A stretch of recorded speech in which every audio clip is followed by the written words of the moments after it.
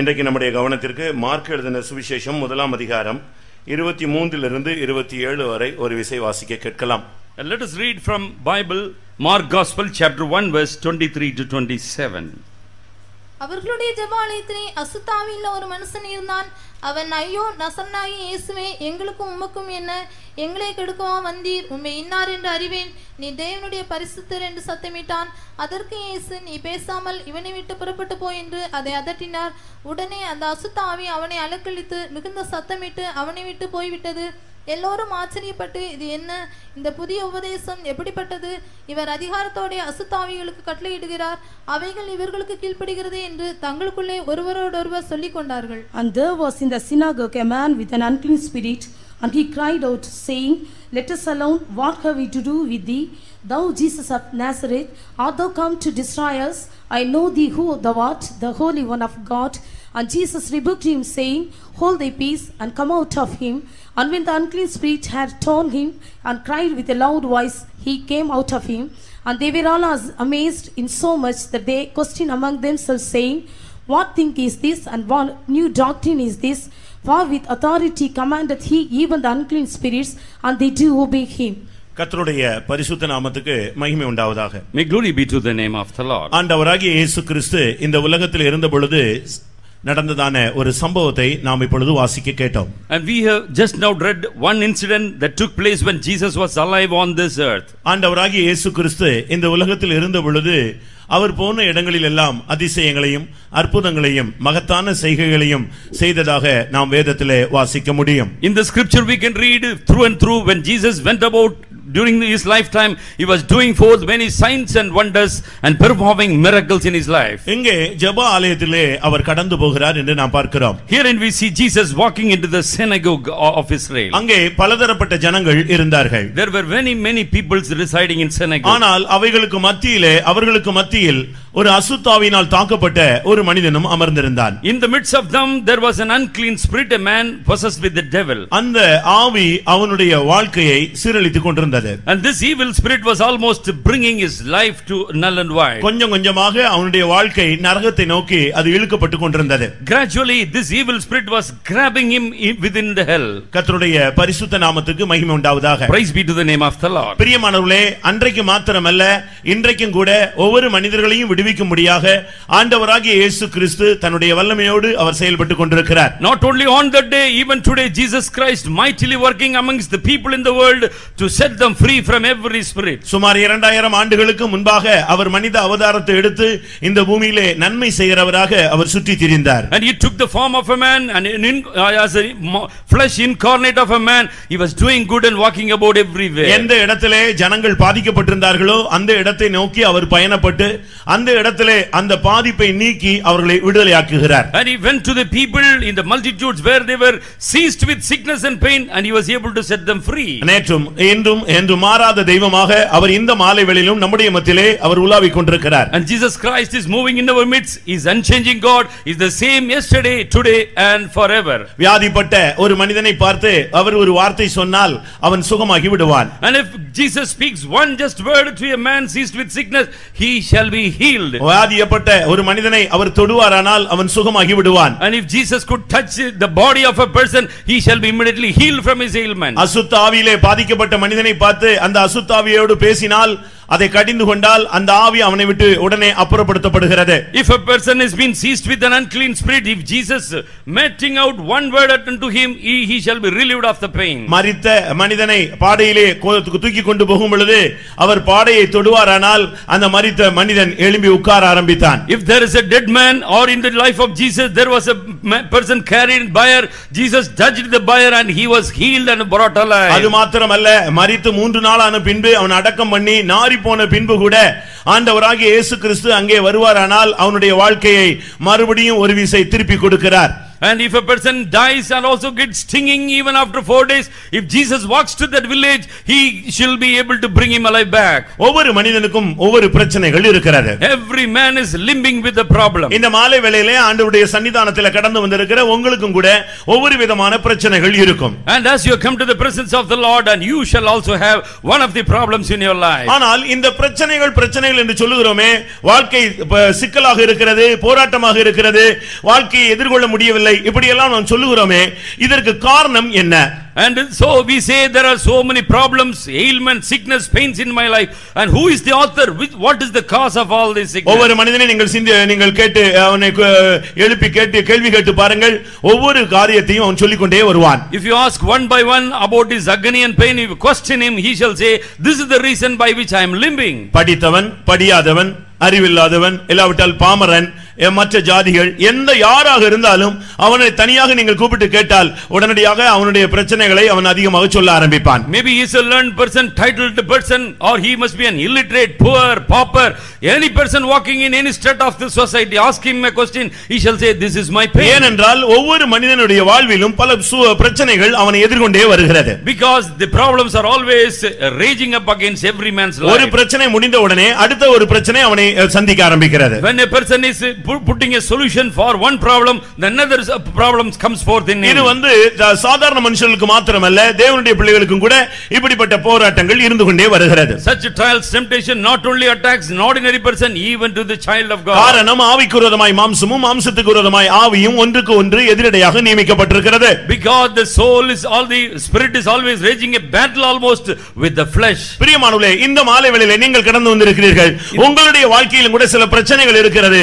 இதற்கு காரணம் தான் என்ன? And in the evening time you come to the assembly of God, what is the reason you have pains in your life? ஒருவேளை ஏழை குடும்பத்திலே பிறந்ததனால இந்த பிரச்சனைகள் நீடிக்கிறதா?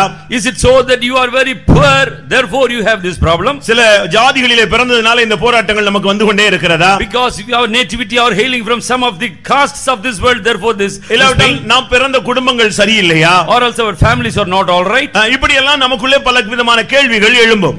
There may be many questions coming forth within us. அப்படி அல்ல பிரியமானவர்களே. Oh beloved people, ஒவ்வொரு மனிதனை நீங்கள் தனியாக விசாரித்தால் அவனுக்கு எல்லாருக்கும் அவர்களுடைய தகுதி, அறிவு, வசதி, இவைகளுக்கு ஏற்ற பிரச்சனைகள் இருந்து கொண்டே இருக்கிறது. Every man individually, if you ask him, he shall have a problem according to his state, according to his position, according to his capability. சரி, இது உலகத்து மனிதர்களுக்கு இப்படிப்பட்ட காரியங்கள் இருக்கிறது. Though these things are seen in the hand of the worldly people. ஆவிக்குரியவர்கள் ரட்சிக்கப்பட்டவர்கள் என்று சொல்கிறார்களே, அவர்களுக்கும் பிரச்சனைகள் இருக்கிறதே, அதனுடைய காரணம் என்ன? What is the reason of a spirit-filled person or a saved person, why he must have a problem? இதற்கு என்ன பதில் சொல்ல முடியும்? And what is the answer we can give for this? பிரியமானவர்களே, உங்களுடைய அழைப்புக்கு ஏற்ற போராட்டங்கள் இருந்து கொண்டே இருக்கும்.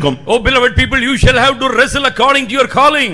உங்களை தேவன் எந்த நோக்கத்தோடு அழைத்தாரோ அதற்குரிய பிரச்சனைகள் உங்களுடைய வாழ்வை கடைசி வரை சந்தித்துக் கொண்டே இருக்கிறது. Up till your loss you have to encounter, you have to face afflictions according to your calling of God. உங்களுடைய கிருபை, உங்களுக்கு கொடுக்கப்பட்ட கிருபைகளுக்கு ஏற்ற போராட்டங்கள் இருக்கும். There shall be problem coming to you according to the grace extended upon you. உங்களுக்கு கிடைத்த வெளிப்படுத்தலுக்கு ஏற்ற போராட்டங்கள் இருந்து கொண்டே இருக்கும். There shall be trials, temptations according to the revelation offered by the Lord. இல்லாவிட்டால் மகிமையிலே உங்களுக்கு இருக்கிற இடத்துக்காக இருக்கிற போராட்டங்கள் இங்கே உங்களுக்கு இருந்து கொண்டே இருக்கும். And you have to have a trial according to the glorious position what you have to inherit in heaven. ஆனால் உலகத்து மனிதனுக்கு பிரச்சனைகள் நீடித்துக் கொண்டே இருக்கிறதே, அதற்கு பின்னால் இருப்பது யார்? And who is behind the problem that is coming out against the worldly man? இந்த ஒரு தனி மனிதனை வாழ்க்கையை சீரழித்துக் கொண்டிருந்ததே, அந்த வல்லமையினுடைய பெயர் என்ன?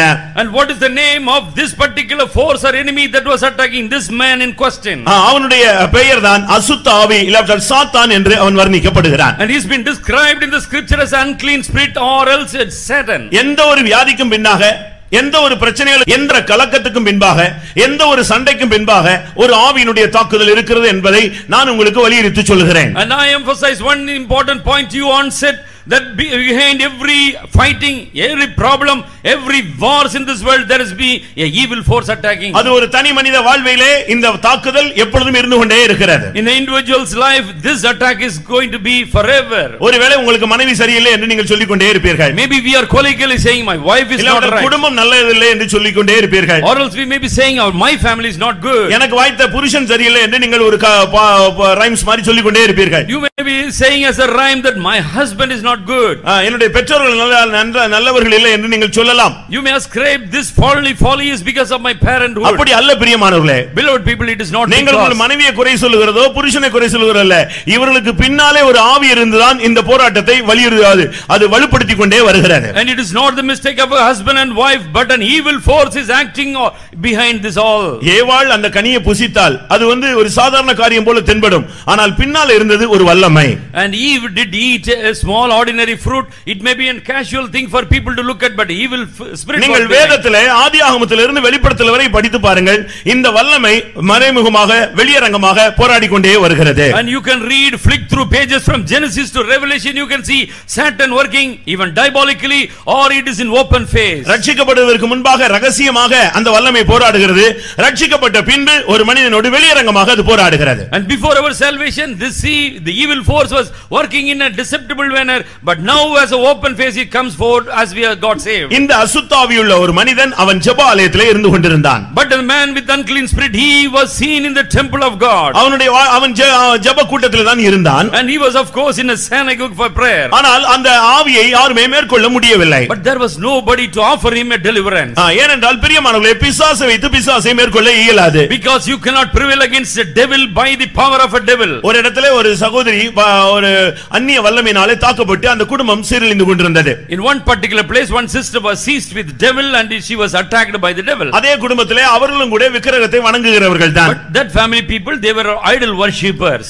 இப்பொழுது அந்த தகப்பன் அந்த ஒரு வல்லமையினாலே அவர் ஆடுவார்.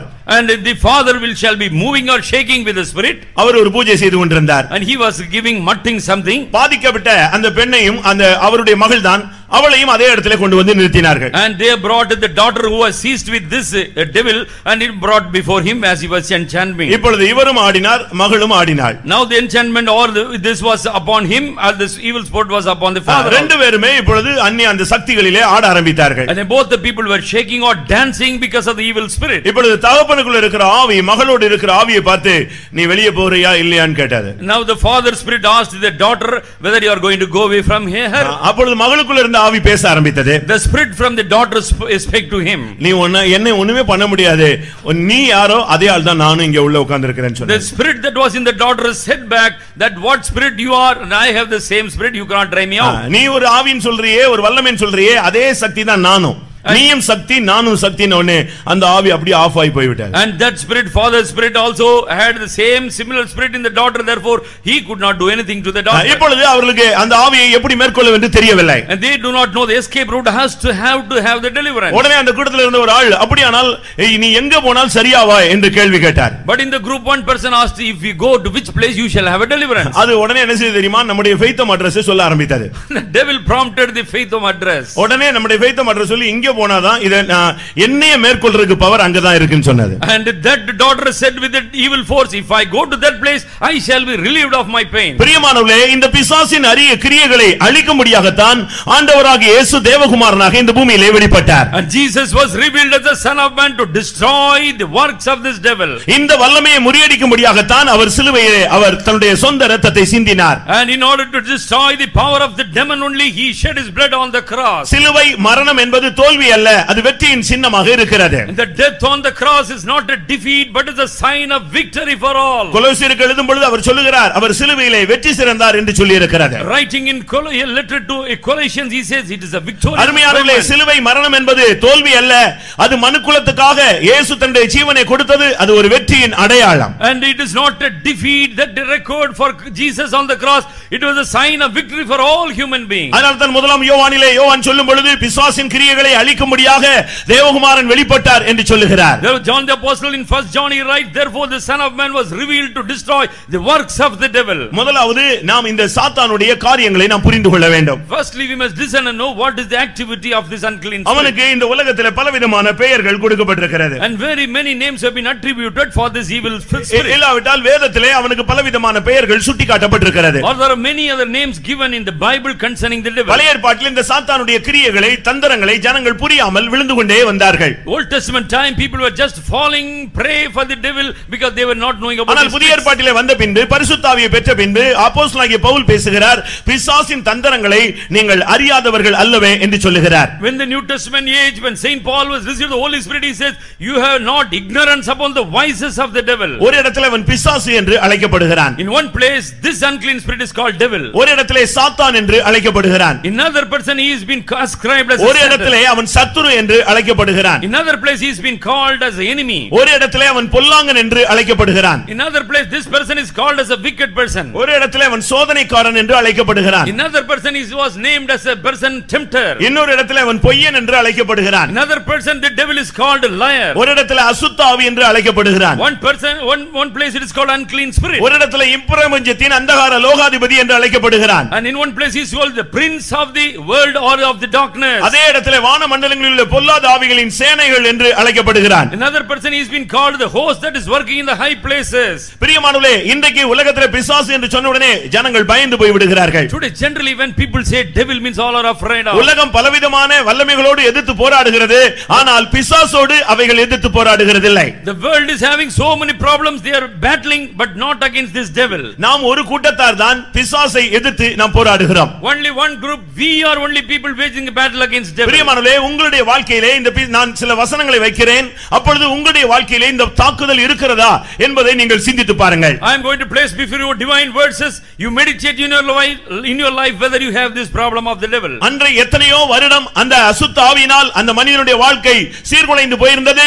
ஆண்டவராகிய இயேசு கிறிஸ்து அங்கே வந்த பொழுது அந்த ஆவி அவனை விட்டு விலக ஆரம்பித்தது. For so many years and ages this man was tormented by the unclean spirit. When Jesus came he was totally relieved. பிரியமானவர்களே, அங்கே ஜெபிக்க கூடியவர்கள் உண்டு.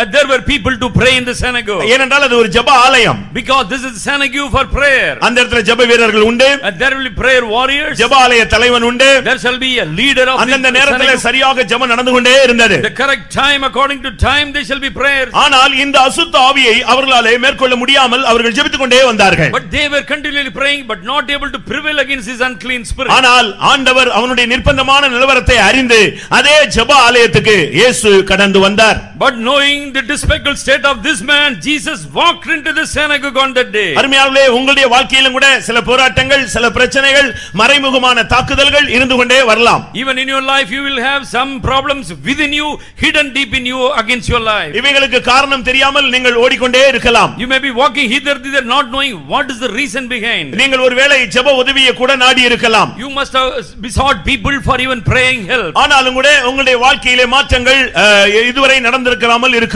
But maybe that thus far there was no change found in your life. எப்படி இருந்தாலும் சரி, maybe anything. இந்த மாலை வேளையிலே நீ ஆண்டவருடைய சன்னிதானத்திலே வந்தபடினால் உன்னிலே இருக்கிற போராட்டத்துக்கு காரணம் இன்ன ஆவி என்பதை அவர் அறிந்திருக்கிறார். But nevertheless you have come to the presence of the Lord. God knows what is the spirit that is against you. அவனுடைய வேலை என்ன தெரியுமா? You know what is the work of him? தந்திரமாக மனிதனை வஞ்சிப்பது. And deceptively he will be deceiving person.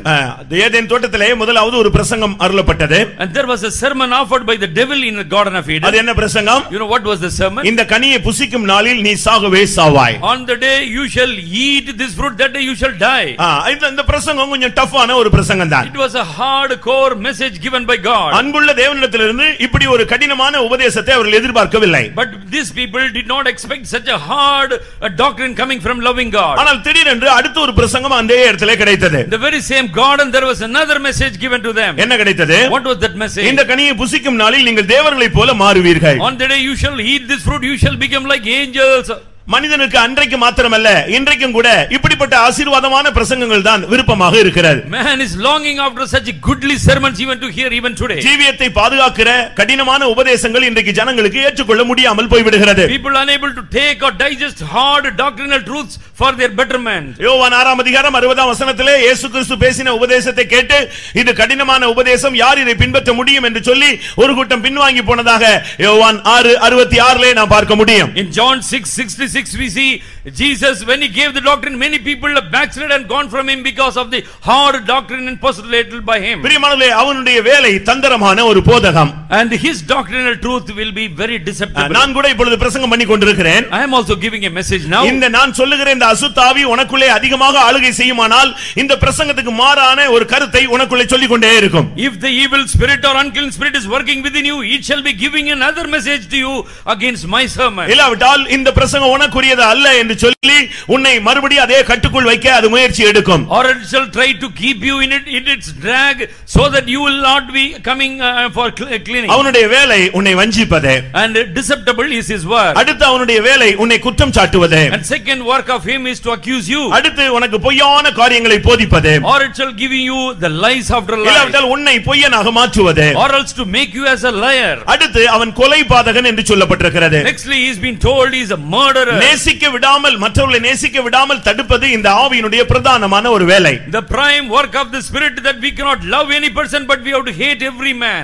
அவன் மனுஷ கொலைபாதகன். He is the murderer of man. தன் சகோதரனை பகைக்கிற எவனும் மனுஷ கொலைபாதகன் என்று வேதம் சொல்லுகிறது. For the Bible says every person hating his brethren is a murderer of him. அருமையானவர்களே, உங்களுடைய வாழ்க்கையிலும் கூட இன்னைக்கு பாருங்கள், புருஷனை நேசிக்க முடியவில்லை. And in your life also as a wife you cannot love your husband. கட்டின மனைவியை நேசிக்க முடியவில்லை. And as a husband you are not able to love your wife. பெற்ற பிள்ளைகளை அவர்களால் நேசிக்க முடியவில்லை. Own begotten sons and daughters we are unable to love. காரணம் என்ன பிரியமானவர்களே? Beloved people, what is the reason? அதற்கு பல சம்பவங்களை நீங்கள் சொல்லலாம். And you might give many excuses. தாய் சரியில்லை என்று நீங்கள் சொல்லலாம். You may say my mother is not all அப்படி right. அல்ல பிரியமானவர்களே. Beloved people, it is not இதற்கு like பின்னாலே ஒரு ஆவி இருந்து உன்னை நேசிக்க விடாமல், மனுஷ கொலைபாதக ஆவி சகோதரனை நேசிக்க விடாமல், தாய் தகப்பனை நேசிக்க விடாமல் ஒரு வல்லமையுடைய தாக்குதல் என்று நான் உங்களுக்கு சொல்லுகிறேன். And I will bring a force that is a powerful force that you are unable to love your daughter or father or mother, and it is a force working behind. அடுத்து அவன் சுற்றி கொண்டே இருப்பான். Nextly he will be making rounds. அவன் பூமி எங்கும் எல்லா எங்கும் சுற்றி திரிகிற ஒரு ஆவி. And it is the spirit that will be making all the worlds. இன்னைக்கு பாருங்க, ஒரு சிலர்லாம் வேலையே இருக்காது, ஆனா சாயங்காலம் பாத்தீங்கன்னா ஆபீஸ் புறப்பட்ட மாதிரி புறப்பட்டு போவாங்க. But there will not be any occupation, but people shall be going as though they go to an office. அதுபோல நம்முடையவர்கள் கூட ஒரு சிலர் அப்படியே சுத்திட்டே இருப்பாங்க. காரணம் அது ஒரு ஆவியினுடைய ஒரு போராட்டம். It is the problem of the devil, therefore people are just making or wandering. பிரியமானவர்களே, இந்த வாழ்க்கை இந்த ஆவிகளுடைய போராட்டங்கள் உங்களுக்குள் இருக்கிறதா? Is it the spirit is also wrestling within you? இந்த மெசேஜ் அந்த மனுஷனுக்கு அல்ல, அவன் விடுதலையாக்கப்பட்டு அவன் தேவனுடைய பிள்ளையாக மாறி நித்திய ஜீவனுக்கு பங்காளியாய் மாறி போய்விட்டான். And this message is not for that man in question, but he is already transfigured and he has gone to be with the Lord. இரக்கமுள்ள தேவன் அவனை தேடி போய் அவனை அந்த வல்லமையிலிருந்து விடுவித்து அவனை தன்னுடைய பாதத்திலே அருகே உட்கார வைத்து விட்டார். The God with mercy offered his extending hand to him and delivered him from all the unclean spirits. ஆனால் இன்றைக்கும் கூட மனித சமுதாயம் அந்த அந்நிய வல்லமையினாலே தாக்கப்பட்டு கொண்டே வருகிறது. But even the human society has been captivated by this unclean spirit. இப்பொழுது இந்த மாலை வேளையிலே முதலாம் நாள் கூட்டத்துக்கு நீங்கள் வந்திருக்கிறீர்கள். And you have come to the first day's meeting today. இன்றைக்கு தேவனுடைய செயல் என்ன?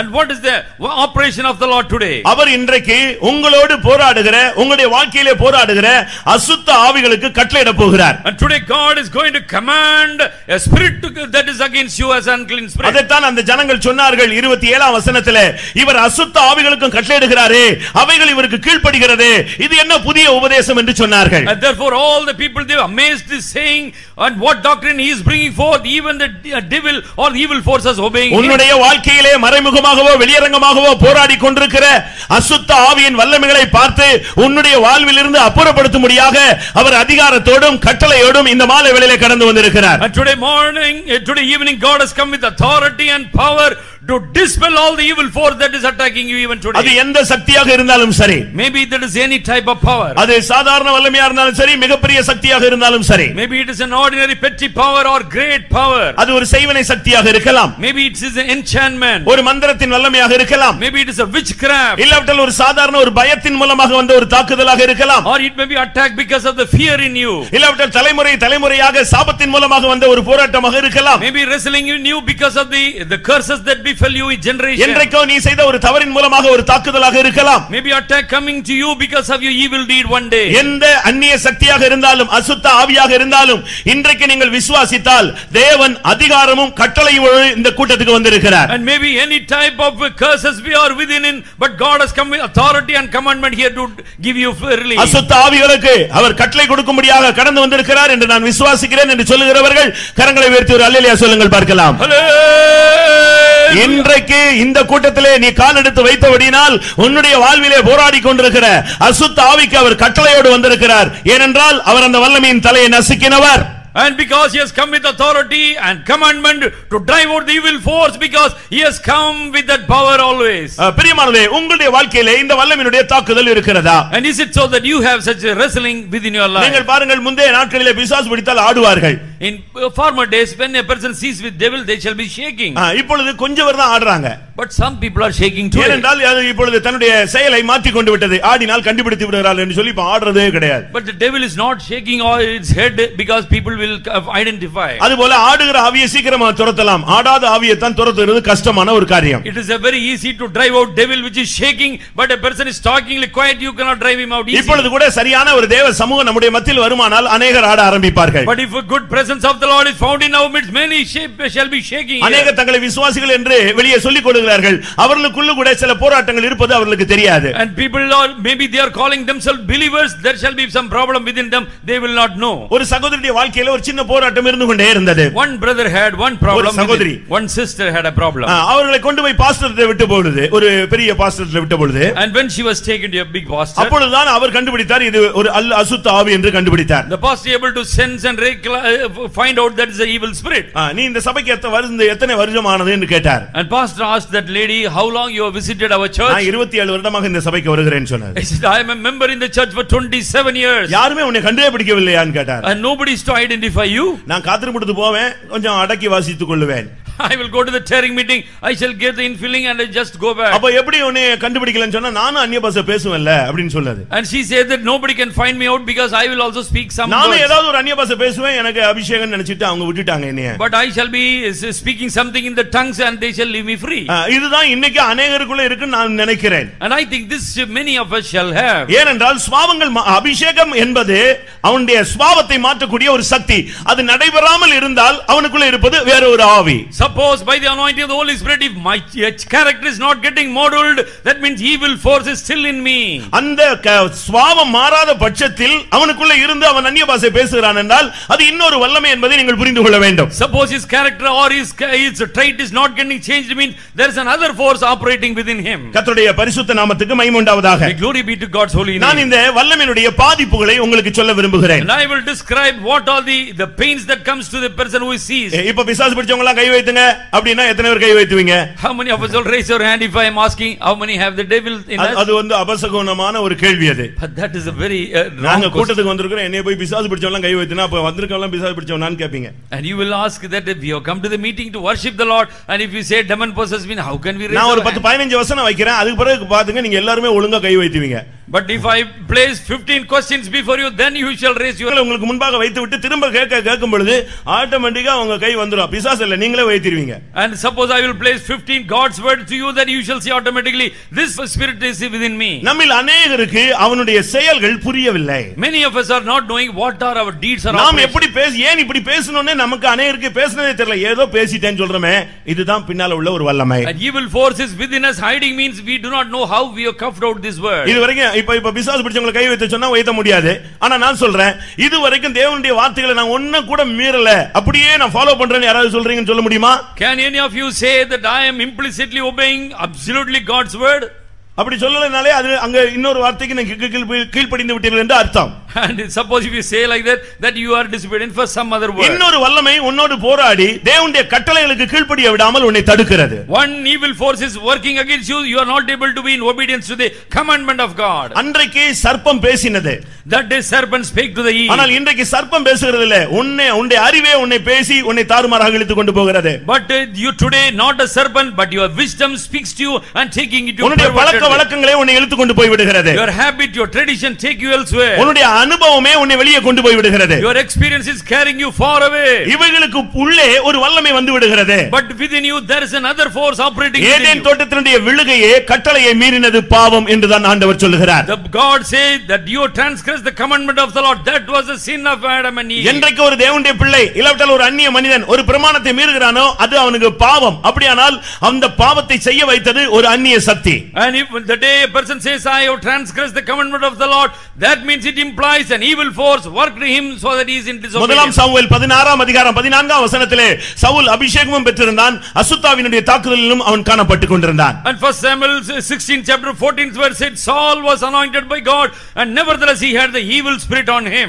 அவனுக்கு ரெண்டு வல்லமையும் பாதி பாதியாக கிரியை செய்து கொண்டே இருந்தது. But two forces were already working within Saul twice. அசுத்த ஆவி வரும் பொழுது when evil spirit comes to him, அவன் தாவீதுக்கு விரோதமாய் போர் செய்கிறவனாய் இருப்பான். he shall be warring against David with his javelin. அது போன பின்பு அவனுக்கு பரிசுத்த ஆவி வரும், உடனே அவன் தீர்க்கதரிசனம் சொல்லுவான். But then the good spirit will come to him, he will prophesy. நான் அதனால தான் உங்களுக்கு முதலாவது சொன்னேன், சுபாவங்கள் மாறாத பட்சத்திலே அவன் பெற்றது சரியான அபிஷேகம் அல்ல.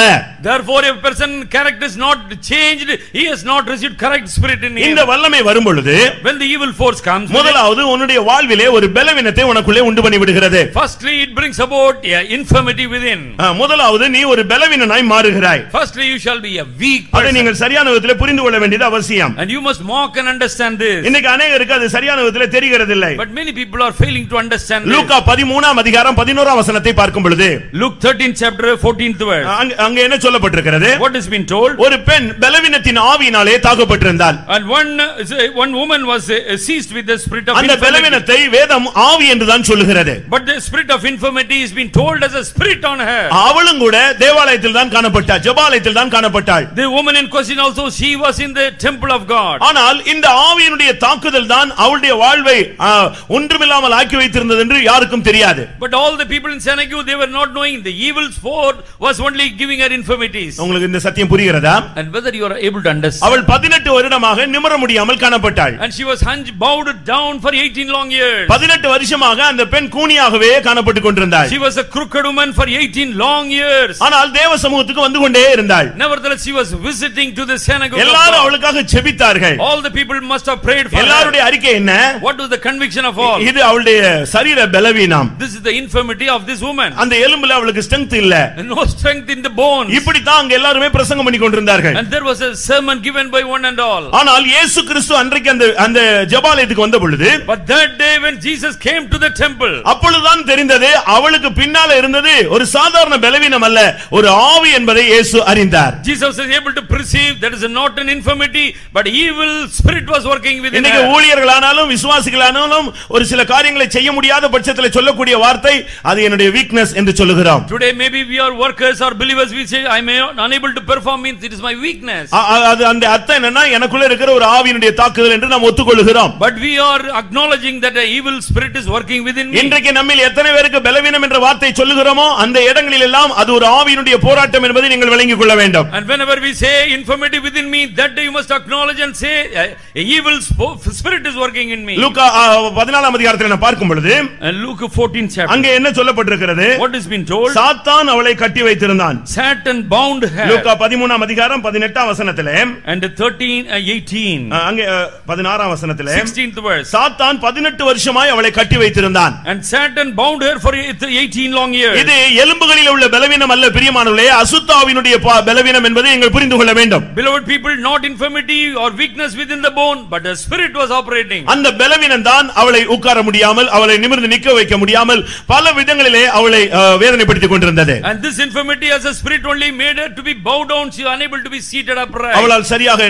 நடக்க முடியாது. she cannot walk all right. அவளால் நிமிர்ந்து நடக்க முடியாது. she cannot look up and walk. நிமிர்ந்து யாரையும் பார்க்க முடியாது. she cannot look up to any person. அந்த சரியான அர்த்தம் அவளை தலைகுனிய வைத்திருந்தது அந்த அசுத்த ஆவியே. and the evil spirit made her to be bowed down always. உங்களுடைய குடும்பங்களிலே கூட சில வித்தியாசமான சம்பவங்கள் நடைபெற்று உங்களுடைய வாழ்க்கையிலே தலை நிமிர்ந்து நடக்க விடாமல் உங்களை தலைகுனிய வைக்கிறது ஒரு அசுத்த ஆவியினுடைய போராட்டம். in your family also there something is making you to be always bowed down, an incident that means it's an infirmity in your family. மத்தேயு 12ஆம் அதிகாரம் 22ஆம் வசனத்தை பார்க்கும் பொழுது Matthew 12:22, அங்கே ஊமையும் குருடுமான ஒரு ஆவி என்று சொல்லப்பட்டிருக்கிறது. and there is a devil possessing by blind and அந்த ஆவி வரும் பொழுது அவன் ஊமையாக போய்விட்டான், குருடாய் போய்விட்டான். and when the evil spirits came to him, he was blind and is dumb. அது அவனுடைய பார்வையை பறித்து விட்டது. it has plucked out his sight. இன்னொரு விதத்திலே அவனை பேச்சு திறமையை அது பறித்து விட்டது. it has taken out the talking ability. கர்த்தருடைய பரிசுத்த நாமத்துக்கு மகிமை உண்டாவதாக. praise be to the name of the Lord. இந்த வல்லமை அவனுக்குள்ளே வந்த பொழுது அவன் பார்வையும் அவன் செவித்திறனும் அற்று போனவனாக அவன் ஒரு முடமாகி போன ஒரு நபராக மாறிவிட்டான். and he became a handicapped or imbibed person, unable to see, unable to hear anything. பாருங்கள் பிரியமானவர்களே, oh beloved people, ஒரு மனிதனுடைய வாழ்க்கையை பார்வையே அது குருடாக்கி விட்டது. And his vision or sight has been already taken away from இதனுடைய him. ஆவிக்குரிய தன்மை என்ன? What is the spiritually, what is the meaning? இந்த ஆவி ஒரு ஆவிக்குரிய மனிதனை தாக்கும் பொழுது அவன் தரிசனமற்றவனாக போய் விடுகிறான். The time the devil is working against a man, he will not have any vision. இந்த ஆவி அவனை தாக்கும் பொழுது அவனுக்கு தேவனுடைய சத்தம் கேட்கவே கேட்காது. And when this spirit attacking a man, he cannot listen to the voice of God. இன்னைக்கு பாருங்க, நம்முடைய மத்தியிலே ஒரு சிலர் நான் தரிசனம் பார்த்தேன்னு சொல்லுவாங்க. அதுக்கு அடுத்த ஆள் உட்கார்ந்திருப்பான், அவனுக்கு அந்த தரிசனம் கிடைக்கல. காரணம், இவனுக்கு பார்வை தெளிவாக இருக்கு, அவனுக்கு அந்த அசுத்த ஆவி அவனுடைய தரிசனத்தை மங்கி போக வைத்து விட்டது. Within us in the assembly, two people will have be seated, one person will have vision, other person is devoid of vision. That means he is already blind. இதே கூட்டத்திலே கர்த்தர் என்னோடு பேசினார் என்று ஒரு ஆள் சொல்லுவான். ஆனா அது பக்கத்திலேயே வருஷக்கணக்கா அங்கேயே அதே கூட்டத்துக்கு வர்றான். அவனுக்கு இதுவரைக்கும் கர்த்தரே பேசல. காரணம், அவன் ஒரு செவிடன். And because one people will be coming to the meeting for so many years, he shall say, God spake to me today. When another person, God never spoke to me. That means he is a dumb. இப்ப நான் பேசுறேனே, உங்க எல்லாருக்கும் கேக்குதே. And you are able to listen to my voice. அதுபோல கர்த்தர் உன்னோடு பேசும் பொழுது எல்லாருக்கும் கேட்கணுமே, கேட்கலையே. காரணம், உன்னுடைய வாழ்விலே ஒரு வல்லமை உன்னுடைய தரிசனத்தையும் அது மங்கி போக வைத்து விட்டது. உன்னுடைய தேவனுடைய வார்த்தையை கேட்பதையும் அது தடுத்து விட்டது. And because a evil force operated in you, therefore you are unable to see the vision or to hear the word of God in you. Mark 5ஆம் அதிகாரம் 3ஆம் வசனத்தை பார்க்கும் பொழுது, Mark 5:3, அந்த ஆவி அவனுக்குள்ளே வந்த பொழுது அவனை கல்லறையை நோக்கி இழுத்து கொண்டு போய் விட்டது. and this spirit grabbed him within the tombs. உயிரோடு இருக்கும் பொழுதே அவன் கல்லறையில சுத்தி கொண்டிருந்தான். And while he was alive itself, but he was within the tombs. எப்படி இருக்கும் பாருங்க அவனுடைய ஒரு மனிதனுடைய வாழ்க்கை. See the life of a person in the sepulchre. வீட்டிலே குடும்பத்தோடு வாழ்க்கை நடத்தும்படியாக அவன் தேவன் அனுமதித்தால் இந்த ஆவி இவனை கொண்டு போய் கல்லறையிலே உட்கார வைத்து விட்டது. And God made this man to be planted within the house to be with a family, but now he is in the by the side of tombs. சமீபத்திலே ஒரு பையன் விருப்பப்பட்டு ஒரு பெண்ணை மணமுடித்துக் கொண்டான். Recently a boy wanted to marry with a girl and he got married. அது ரெண்டு குடும்பத்தாருக்கும் ஒத்து வரவில்லை. But two families did not like it. வேற வழி இல்லாம பையன் குடும்பத்தார் அவனை ஏற்றுக்கொண்டார்கள். Somehow the bridegroom's family accepted her. ஆனால் இவன் நைட்ல இங்க வீட்ல இருக்கிறது இல்ல, பகல்லையும் வீட்ல இருக்கிறது இல்ல. But he will not be in the home in the daytime or neither in the night. இவனை கட்டுப்படுத்தி அந்த பெண்ணை துரத்தும்படியாக இவர்கள் வைத்த செய்வனையானது இவனை கல்லறையில கொண்டு போய் படுக்க வைத்து விட்டது. The enchantment witchcraft against him made him to drive out the family or drive out him from the family. அவன் ரொம்ப நேசித்து கட்டின அந்த பெண்ணு கேட்டா, ஏன் நீங்க அங்க போறீங்கன்னு. எனக்கு அங்க இருந்தா தான் சமாதானமா இருக்குன்னு சொன்னான். And he says, I must be in symmetry, that is the place I am having peace. அருமையானவர்களே, உங்களுடைய வீடை, உங்களுடைய குடும்பத்தை, உங்களுடைய சபையை இந்த ஆவி வந்தால் கல்லறை போல மாற்றிவிடும். And if this spirit comes to you, within you, it shall make the church or your house as a tomb. மத்தேயு 15ஆம் அதிகாரம் 22ஆம் வசனத்தை பார்க்கும் பொழுது, Matthew 15:22. அங்கே இந்த வல்லமை தாக்குதல் அடைந்தால் ஒரு மனிதனுடைய வேதனை கொடிய வேதனையாக மாறிவிடுகிறது. And herein if the attack comes to him, he shall be grievous pain. இன்றைக்கும் கூட அதிக வேதனை அதிகரிக்கும் பொழுதுதான் விசுவாசத்தை தேவனுடைய ஜனங்கள் மறுதலிக்கிறார்கள். When people are even denying God's power on them, when they have grievously pain. அவனால் தாங்கக்கூடிய ஒரு சக்தியும் கிருபையும் இருந்தால் எந்த வேதனையும் தாங்கிக் கொள்ள முடியும். ஆனால் இந்த வல்லமை என்ன செய்கிறது? அந்த வியாதிக்குள்ளே புகுந்து வேதனையை அதிகரிக்கிறது. But the spirit comes within him and making him grievously vexed with the devil. இதுதான் அவனுடைய விசுவாசத்தை பரிசோதிக்கக்கூடிய ஒரு வல்லமை. And this power will be testing the quantum of his faith. இந்த வேதனையை கூட்டும் பொழுதுதான் அந்த விசுவாசி தன்னுடைய விசுவாசத்திலே தடுமாற ஆரம்பிக்கிறான். When he is increasing the degree of the vigor and immediately he loses his faith. அருமையானவர்களே, உங்களுடைய வாழ்க்கையிலே இந்த போராட்டங்கள் இருக்கிறதா? In your life, whether you have this problem, உங்களுடைய தரிசனம் மங்கி போய் விட்டதா? whether your vision has got தேவ diminished சத்தம் கேட்பது குறைந்து விட்டதா? and listening to the word of God is diminished, தேவனுடைய கட்டளையை மீறுவது உங்களுக்கு அதிகரித்து விட்டதா? and on the more you are transgressing the commandment of God. பலவீனம் சொல்லி எல்லாம் தப்பு பண்ணிட்டு கடைசில நம்ம பலவீனம் சொல்லி அதை முடிச்சு க்ளோஸ் பண்ணுகிறோம். Summarily you say at the end, I have infirmity or weakness within me. ஒரு சிலருடைய இருதயத்தை அவன் தாக்குகிறான். And he is attacking the hearts of many people. யோவான் 13ஆம் அதிகாரம் 2ஆம் வசனத்தை பார்க்கும் பொழுது, John 13:15. 13ஆம் அதிகாரம் 2ஆம் வசனம் 13:2. அங்க என்ன சொல்லப்பட்டிருக்கிறது? And what has been told? அந்த வல்லமை வரும் பொழுது அவனுடைய இருதயத்தை தூண்டி விடுகிறது. And it is touching the heart of him. இந்த இருதயம் தூண்டப்படும் பொழுதுதான் பல விதங்களில் நாம் பேச ஆரம்பிக்கிறோம், செயல்பட ஆரம்பிக்கிறோம். And it is instigating him so that we are talking with much talk. தாவீது ஒரு நாள் அரண்மனையில் இருக்கும் பொழுது ஜனங்களை எண்ணும்படியாக அவன் ஏவப்பட்டான். ஆனால் அந்த ஏவுதல் எங்கிருந்து வந்தது என்பதை அவனாலே புரிந்து கொள்ளக்கூடிய பகுத்தறிவின் ஆவி அவனுக்கு இல்லாமல் போய்விட்டது. David, one day he was in the palace, but there was a spirit instigating or him to number the people, but he was not knowing from where the spirit came to him. பிரியமானவர்களே, உங்களுக்கு உங்களோடு வந்து தாக்குகிற போராடுகிற வல்லமைகள் இன்னது என்று பகுத்தறியக்கூடிய ஒரு தன்மை உங்களுக்கு இருக்க வேண்டும். And you must have a discerning spirit, the spirit from where it has come to you. பரிசுத்த ஆவியிலே இந்த பகுத்தறிவின் ஆவி இருக்கிறது. And this discerning spirit is found in the fruits of the spirit. தாவீது அபிஷேகம் பண்ணப்பட்டவனாய் இருந்தான். And David was an anointed person. ஆனால் இந்த சத்துருவினுடைய தூண்டுதலை அவனால் ஏவுதலை கண்டுபிடிக்க முடியவில்லை. Nevertheless, the instigation of the devil he was unable to discern. அந்த ஒரு சத்துருடைய ஏவுதலுக்கு ஒரு நாள் அவன் இடைப்பட்டபடினால் ஆயிரக்கணக்கான ஜனங்கள் அன்னைக்கு மாண்டு போனார்கள். He fallen prey to the voice of the devil. Thousands of people perished on that day. மத்தேயு 13ஆம் அதிகாரம் 25ஆம் வசனத்தை பார்க்கும் பொழுது Matthew 13:25. அங்கே சத்துரு வந்து களையை விதைத்து விட்டு போனான் என்று சொல்லி இருக்கிறது. And here it has been told in the field that the enemy came and put tares. அதுவரைக்கும் அங்கே நல்ல விதைகள் தான் வளர்ந்து கொண்டு வந்தது. There were only goodly fruits were getting yielded. ஆனால் இப்பொழுதோ சத்துரு வந்து களையை விதைத்து விட்டு போய் விட்டான். But the Satan came and sowed tares among them. காலையில நல்லா இருக்கிற குடும்பங்கள் சாயங்காலத்தில் பிரிந்து போய் விடுகிறது. காரணம் அங்கே சந்தேகங்களையும் தவறான கருத்துக்களையும் விகற்பமான எண்ணங்களையும் அவன் விதைத்து விட்டு போய் விடுகிறான். Morning time family is all right, evening time some sow of dissert or discernment or hatred has been sowed by the devil. உங்கள் எத்தனை பேருடைய வீடுகளிலே இப்படிப்பட்ட போராட்டங்கள் இருக்கிறது? And how many of us are having such problem in family? நல்ல அண்டர்ஸ்டாண்டிங்ல தான் உங்களுடைய லைஃப் போயிட்டு இருக்கும். திடீர்னு பாத்தீங்கன்னா மிஸ் அண்டர்ஸ்டாண்டிங் ஆயிரும். ஒரே நாள்ல பிரிஞ்சு போற அளவுக்கு பிசாசு உங்களை இழுத்து கொண்டு போய் நிறுத்துவான். The devil in a particular day you shall have all peacefulness, but he will bring something so that he will make disarray. அதுக்கு காரணம் அவன் வந்து தவறான விதைகளை விதைத்து விட்டு போகிறான். Because the erroneous perverted tares have been sowed by the devil. அருமையானவர்களே, உங்களிலே இப்படிப்பட்ட தாக்குதல் இருக்கிறதா? And do you have such a power working within you? நல்ல நீங்க யாரை நேசிங்களோ அவங்கள பத்தி தவறா யாராவது வந்து ஒருத்தங்க சொல்லிட்டு போயிடுவாங்க. Maybe some people are prompting some evil concerning the person you love. அதுவரைக்கும் நீங்க அவங்கள நல்ல நோக்கத்தோடு பாப்பீங்க. அதுக்கு பிறகு உங்களுடைய பேச்சு, உங்களுடைய பார்வை, உங்களுடைய எண்ணங்கள் எல்லாமே அந்த விகற்பமான எண்ணத்தோட அமைந்து விடுகிறது. Thus far you may be looking at him as a goodly person, talking about him goodly manner, but now everything vision is changed. 2 கொரிந்தியர் 4ஆம் அதிகாரம் 4ஆம் வசனத்தை பார்க்கும் பொழுது இந்த வல்லமை வரும் பொழுதுதான் மனது குருடாகி போய் விடுகிறது. 2 Corinthians 4 chapter 4th verse says, when the evil force comes we are becoming blind. இன்றைக்கு இந்த சத்தியத்தை விசுவாசிக்க கூடாமல் அவர்கள் தள்ளப்பட்டு போகிறார்கள். And today people are being driven, they are unable to believe this gospel. அருமையானவர்களே, உங்களுடைய வாழ்க்கையிலே இந்த சத்தியத்தை உங்களால் விசுவாசிக்க முடிகிறதா? Beloved people, are you able to sense and realize this the truth to you? இந்த வல்லமை வரும் பொழுதுதான் குடும்பங்கள் பிரிந்து போய் விடுகிறது. When this force comes within a family, families in disarray. நாம என்ன நினைக்கிறோம் தெரியுமா? And what do we think? யாரோ ஏதோ செஞ்சிட்டான்னு சொல்றோம். And there is an enchantment against my family. யாரோ எதுனாலும் செய்யட்டும், ஆனா இந்த ஆவிக்கு நீ இடம் கொடுக்கறனால தான் இந்த வல்லமை வரும் பொழுதுதான் ரெண்டா பிரிய ஆரம்பிக்கிறது. Maybe enchantment or witchcraft by anyone, but you are giving room for the spirit, therefore you have been divided. நியாயாதிபதிகள் 9ஆம் அதிகாரம் 23ஆம் வசனத்தை பார்க்கும் பொழுது Judges 9 chapter 23rd verse. அந்த ஊர்ல இருக்கிற பெரிய மனிதர்களுக்கும் அபிமெலேக்குக்கும் பொல்லாப்பு உண்டாக்குகிற ஒரு ஆவி உள்ளே புகுந்தது. And that day evil force came against the people of Shechemites with Abimelech. அந்த ஆவி உள்ள வந்த பிறகுதான் ரெண்டு பேரும் வித்தியாசமான கருத்துக்களை பேச ஆரம்பிச்சிட்டாங்க. And the two groups they started speaking one another against each other. இன்றைக்கும் பிரியமானவர்களே, இந்த ஆவி அன்றைக்கு மாத்திரமல்ல, இன்றைக்கும் கூட अनेक குடும்பங்கள், अनेक சபைகள், अनेक பிசினஸ் இவைகளுக்குள்ளே புகுந்து अनेक குடும்பங்களை சிதைத்துக் கொண்டு வருகிறது. Today this evil spirit is coming within the family, within the church, within the workplace or the business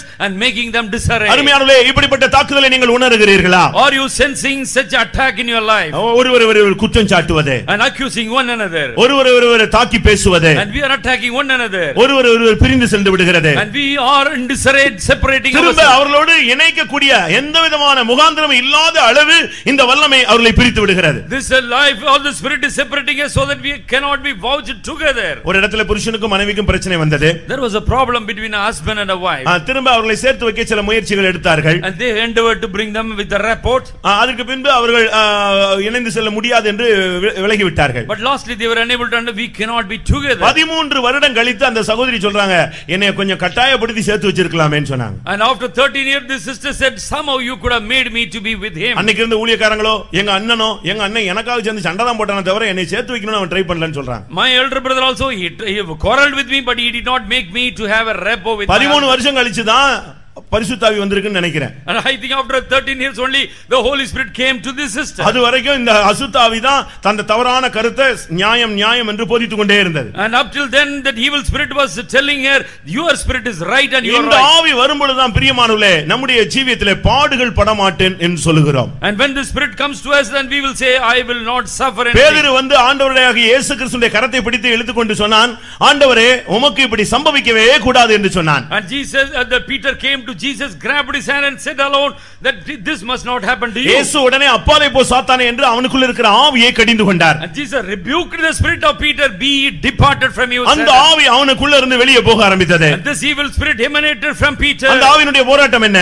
What is the problem of this spirit? தேவனுக்கு ஏற்றவைகளை சிந்தியாமல் மனிதனுக்கு ஏற்றவைகளையே சிந்திப்பது. And it will be thinking according to the doctrine of men, not according to God. என்ன பிரசங்கம் கேட்டாலும் சிலுவை பிரசங்கங்கள் கேட்டாலும் தேவனுக்கு ஏற்றவைகளை சிந்திக்க விடாமல் மனிதனுக்கு ஏற்ற விதத்திலேயே சிந்திப்பது. Maybe we are listening to sermon of the cross but we will be thinking towards the doctrine of men only. இந்த ஆவி வரும்பொழுது தான் நீங்க பாடவே பட மாட்டீங்க, சுலபமாய் ஈஸியான காரியங்களை நீங்கள் போக முயற்சி எடுப்பீர்கள். And when you are having this evil spirit operating in you, you shall be looking for easy going. இந்த ஆவி வரும்பொழுது நீங்கள் விசாலமான வழியை தான் தேடுவீங்களே தவிர இடுக்கமான வாசல் வழியா நித்திய ஜீவனுக்குள்ள பிரவேசிக்க நீங்கள் விரும்பப்பட மாட்டீர்கள். And you shall not have a desire to go to the straight and narrow path, you shall be looking for a broad and very great path. ஏசாயா 29:10 பார்க்கும் பொழுது இந்த ஆவி வரும் பொழுது ஜெபத்தை நஷ்டப்படுத்துகிறது, கனநித்திரையின் ஆவியாக உன்மேல் வந்து விழுகிறது. Isaiah 29:10 says that when the spirit comes to you it shall spoil your praying spirit and it shall be making you to slumber. இந்த ஆவி வரும் பொழுது நீங்க பகல்லையும் தூங்குவீங்க, கூட்டத்திலையும் தூங்குவீங்க, வண்டி ஓட்டமும் தூங்குவீங்க, எல்லா இடத்துலயும் இந்த ஆவி வந்து உன்னை வந்து உட்கார்ந்துரும், உன் தலையில உட்கார்ந்துரும்.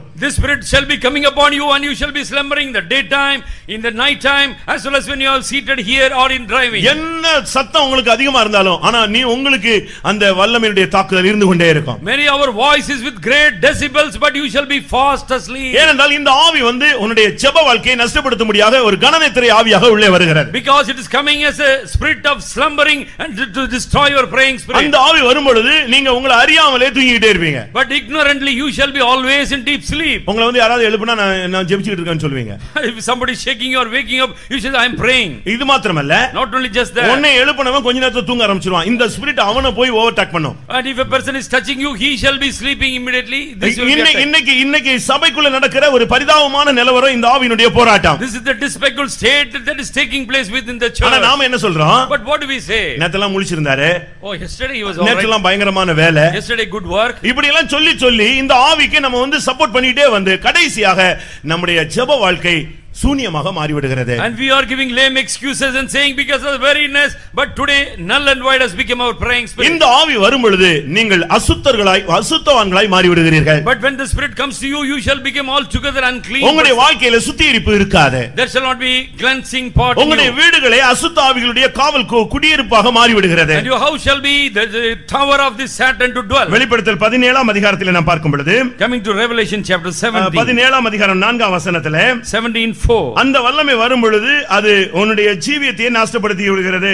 it is bringing forth many calamities against your life. அது அருவருப்பும் அசுத்தமும் நிறைந்த பொற்பாத்திரத்தை அவள் கையில் வைத்திருந்தாள். And she had a golden cup in her hand, abomination and filthiness. 18ஆம் அதிகாரம் 2ஆம் வசனத்தை பார்க்கும் பொழுது, in 18th chapter 2nd verse, உன்னுடைய வீடு பேய்களுடைய குடியிருப்பாக, அசுத்த ஆவிகளுடைய காவல் வீடாக, அசுத்தமும் அருவருப்பும் உள்ள சகலவிதமான பறவைகளுடைய கூடுமாய் மாறிவிடுகிறது. And your house has become the habitation of the devil, holding every spirit and cage for every unclean and hated spirit. இப்ப யோசிச்சு பாருங்க. Now think yourself. இந்த ஆவி வரும் பொழுதுதான் நீ தீயிலே விழுகிறாய், இல்ல தண்ணீரிலே போய் விழுகிறாய். When the spirit comes to you then you are falling into water or into fire. Mark 9:25 பார்க்கும் பொழுது, Mark 9:25, அந்த ஆவி வரும் பொழுது அது ஊமையாக மாற்றுகிறது, அவனை செவிடாகவும் மாற்றி விடுகிறது. it is making him dumb mouthed and it is making him deaf also. அப்படினா என்ன அர்த்தம்? What does it mean? அவனை பேச விடாம துதிக்க விடாம கூட கண்ட்ரோல் பண்ணுது. And it is captivating him, he is unable to give praises to God. இந்த ஆவி வரும் பொழுது அவன் துதிக்கிறதே கிடையாது. எல்லாரும் ஸ்தோத்திரம் பண்ணுவாங்க, ஆனா அவன் வாயில இருந்து அந்த ஸ்தோத்திரமே வராது. காரணம் இந்த ஆவி அதை அரெஸ்ட் பண்ணுகிறது. And because he has been totally arrested by the spirit, be unable to give salutation to the Lord, give glory to God. Mark 9:22 பார்க்கும் பொழுது, in Mark 9:22, இந்த ஆவி வரும் பொழுது அது அவனை தண்ணீரில தள்ளி விடுகிறது. and this force is making him to fall into the water. இல்லாவிட்டால் அசுத்த அந்த தீயில கொண்டு போய் அவனை தள்ளி விடுகிறது. or it is casting him into the fire. இன்றைக்கு நல்ல விசுவாசிகள் உலகத்துக்குள்ள விழுகிறதுக்கு காரணம் இந்த ஆவியினுடைய தாக்குதல். The attacking of the force only makes us to fall deep in this world. அநேக தேவனுடைய பிள்ளைகள் இன்றைக்கு பலவிதமான அக்கினி பரீட்சைகளில் போறதுக்கு இவன்தான் காரணம். And he is the author for us many people to march on within the fiery trials. இந்த ஆவி வரும்பொழுது தான் அலற ஆரம்பிக்கிறார்கள். And therefore they are making hue and cry. லூக்கா 9:39 பார்க்கும் பொழுது இந்த ஆவி வரும்பொழுது அலற ஆரம்பிக்கிறான். And Luke 9:39 says they had started crying and yelling out. கர்த்தருடைய பரிசுத்த நாமத்துக்கு மகிமை உண்டாவதாக. Praise be to the name of the Lord. இப்படியே நான் சொல்லிக் கொண்டே போவேன். I will describe the works of the Spirit. ஆதியாகமத்திலிருந்து வெளிப்படுத்தல் வரைக்கும் இவனுடைய ஹிஸ்டரி வந்து கொண்டே இருக்கிறது. தொடர்கதையாக தான் இருக்கிறார். And the history of him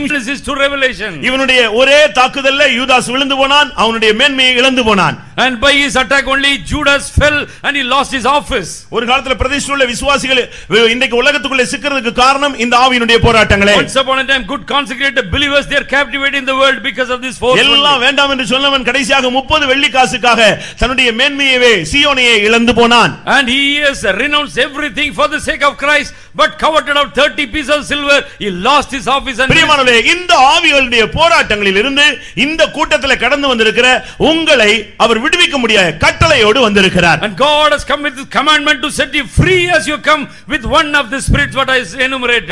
mark 9 அதிகாரம் 25 வசனத்தை பார்க்கும் பொழுது and Mark 9:25 அவர் என்ன செய்கிறார்? and what he does, அந்த அசுத்த ஆவிகள் வெளியே போகும்படி கட்டளையிட்டு விட்டு மறுபடி இவனுக்குள் வராதே என்றும் அவர் கட்டளையிடுகிறார். and not only charging him he must go out but do not enter within him once again. ஆண்டவருடைய செயலை நீங்கள் பார்த்தீர்களா? and see the operation of our God.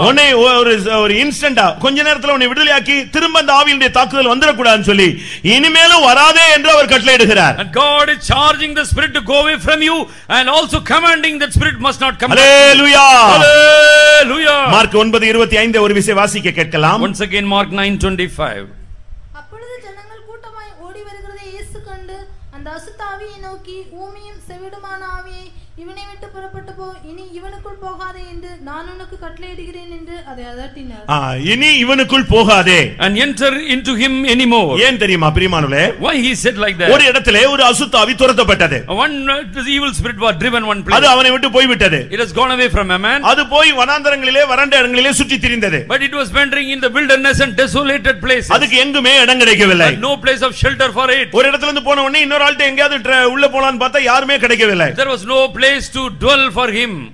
அது திரும்பவும் தான் விட்டு வந்த வீட்டுக்கு நான் திரும்பி போவேன் என்று வந்ததாம். and that same spirit came back to the house which he left already. அப்படி வந்த பொழுது when it came அந்த வீடு பெருக்கி ஜோடிக்கப்பட்டிருந்தது. but it was garnished and swept and clean. ஆனால் அந்த வீடு நிரப்பப்படவில்லை. but that house was not filled. உங்களுக்கு புரியுதா? and do you understand? நீங்க இந்த மார்க்கத்துக்குள்ள வந்த பின்பு இந்த அசுத்த ஆவியின் வல்லமையிலிருந்து விடுதலையாக்கப்பட்ட பின்பு பரிசுத்த ஆவியினால் நிரப்பப்பட்டால் தான் அந்த வல்லமை திரும்பி உள்ள வர முடியாது. and when you come to this fold of the Lord, when the evil spirit is driven away, if you have the powerful spirit of the Lord, then only that spirit shall not come back to you. நீங்க ஏதோ ரட்சிக்கப்பட்டேன்னு சொன்னீங்கன்னா அது அந்த ஆவி ஒரு round அடிச்சிட்டு திருப்பி ஒண்ணே தான் தேடி வருகிறது. or else you are just saved and you are quiet, that means the same spirit shall come back to you. இந்த ஆவி திரும்பி வரும் பொழுது when it comes back to you அந்த வீடு ஃப்ரீயாக இருக்கிறது. the house is empty now. என்ன செய்தது தெரியுமா? you know what it does? தன்னிலும் பொல்லாத 7 ஆவிகளை அழைத்து கொண்டு வந்து 8 பேராக உள்ள வீட்டுக்குள்ள வந்து தங்கி விட்டது. this evil spirit now grabbed other 7 more spirit and came to him and he was 4. இப்போ அவனுடைய முன்னிலைமை காட்டிலும் பின்னிலைமை மகா கேடுள்ளதாக மாறி விடுகிறது. but his latter end was worse than his beginning.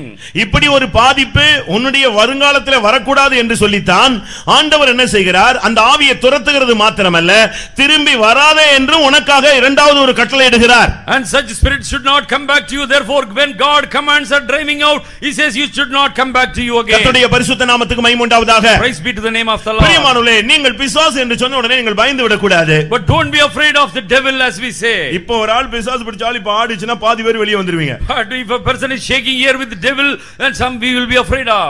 இல்லட்டா எங்க இருந்து எந்திச்சு வெளியே போய் நின்னுக்குவீங்க. or we shall be walking out of the premises. நான் ஒரு சர்ச்சில இருந்த பொழுது when I was in a church, church முடிந்த உடனே ரெண்டு பேர் ஆட ஆரம்பித்து விட்டார்கள். but 2 people were shaking their heads. நான் அப்பொழுது ரொம்ப சின்ன வயசு, நான் கண்ணை மூடி ரொம்ப பக்தியா ஜெபிச்சிட்டு திடீர்னு கண்ணை திறந்து பார்த்தா சர்ச்சில யாருமே இல்ல, இந்த ரெண்டு பேர் தான் இருக்காங்க, மத்த எல்லாம் வெளியே இருக்காங்க. only the 2 people that were shaking, they were there in the church. I was in the spirit but no one else was there. இந்த வெளியே ரீப்பர்ல அடிச்சு வச்சிருந்தாங்க, எல்லாம் ரீப்பர்ல நின்னு வேடிக்கை பார்த்துட்டு இருக்காங்க. பாஸ் பிரதர் என்ன ஆகுறாரு, ஆவி என்ன ஆகுது.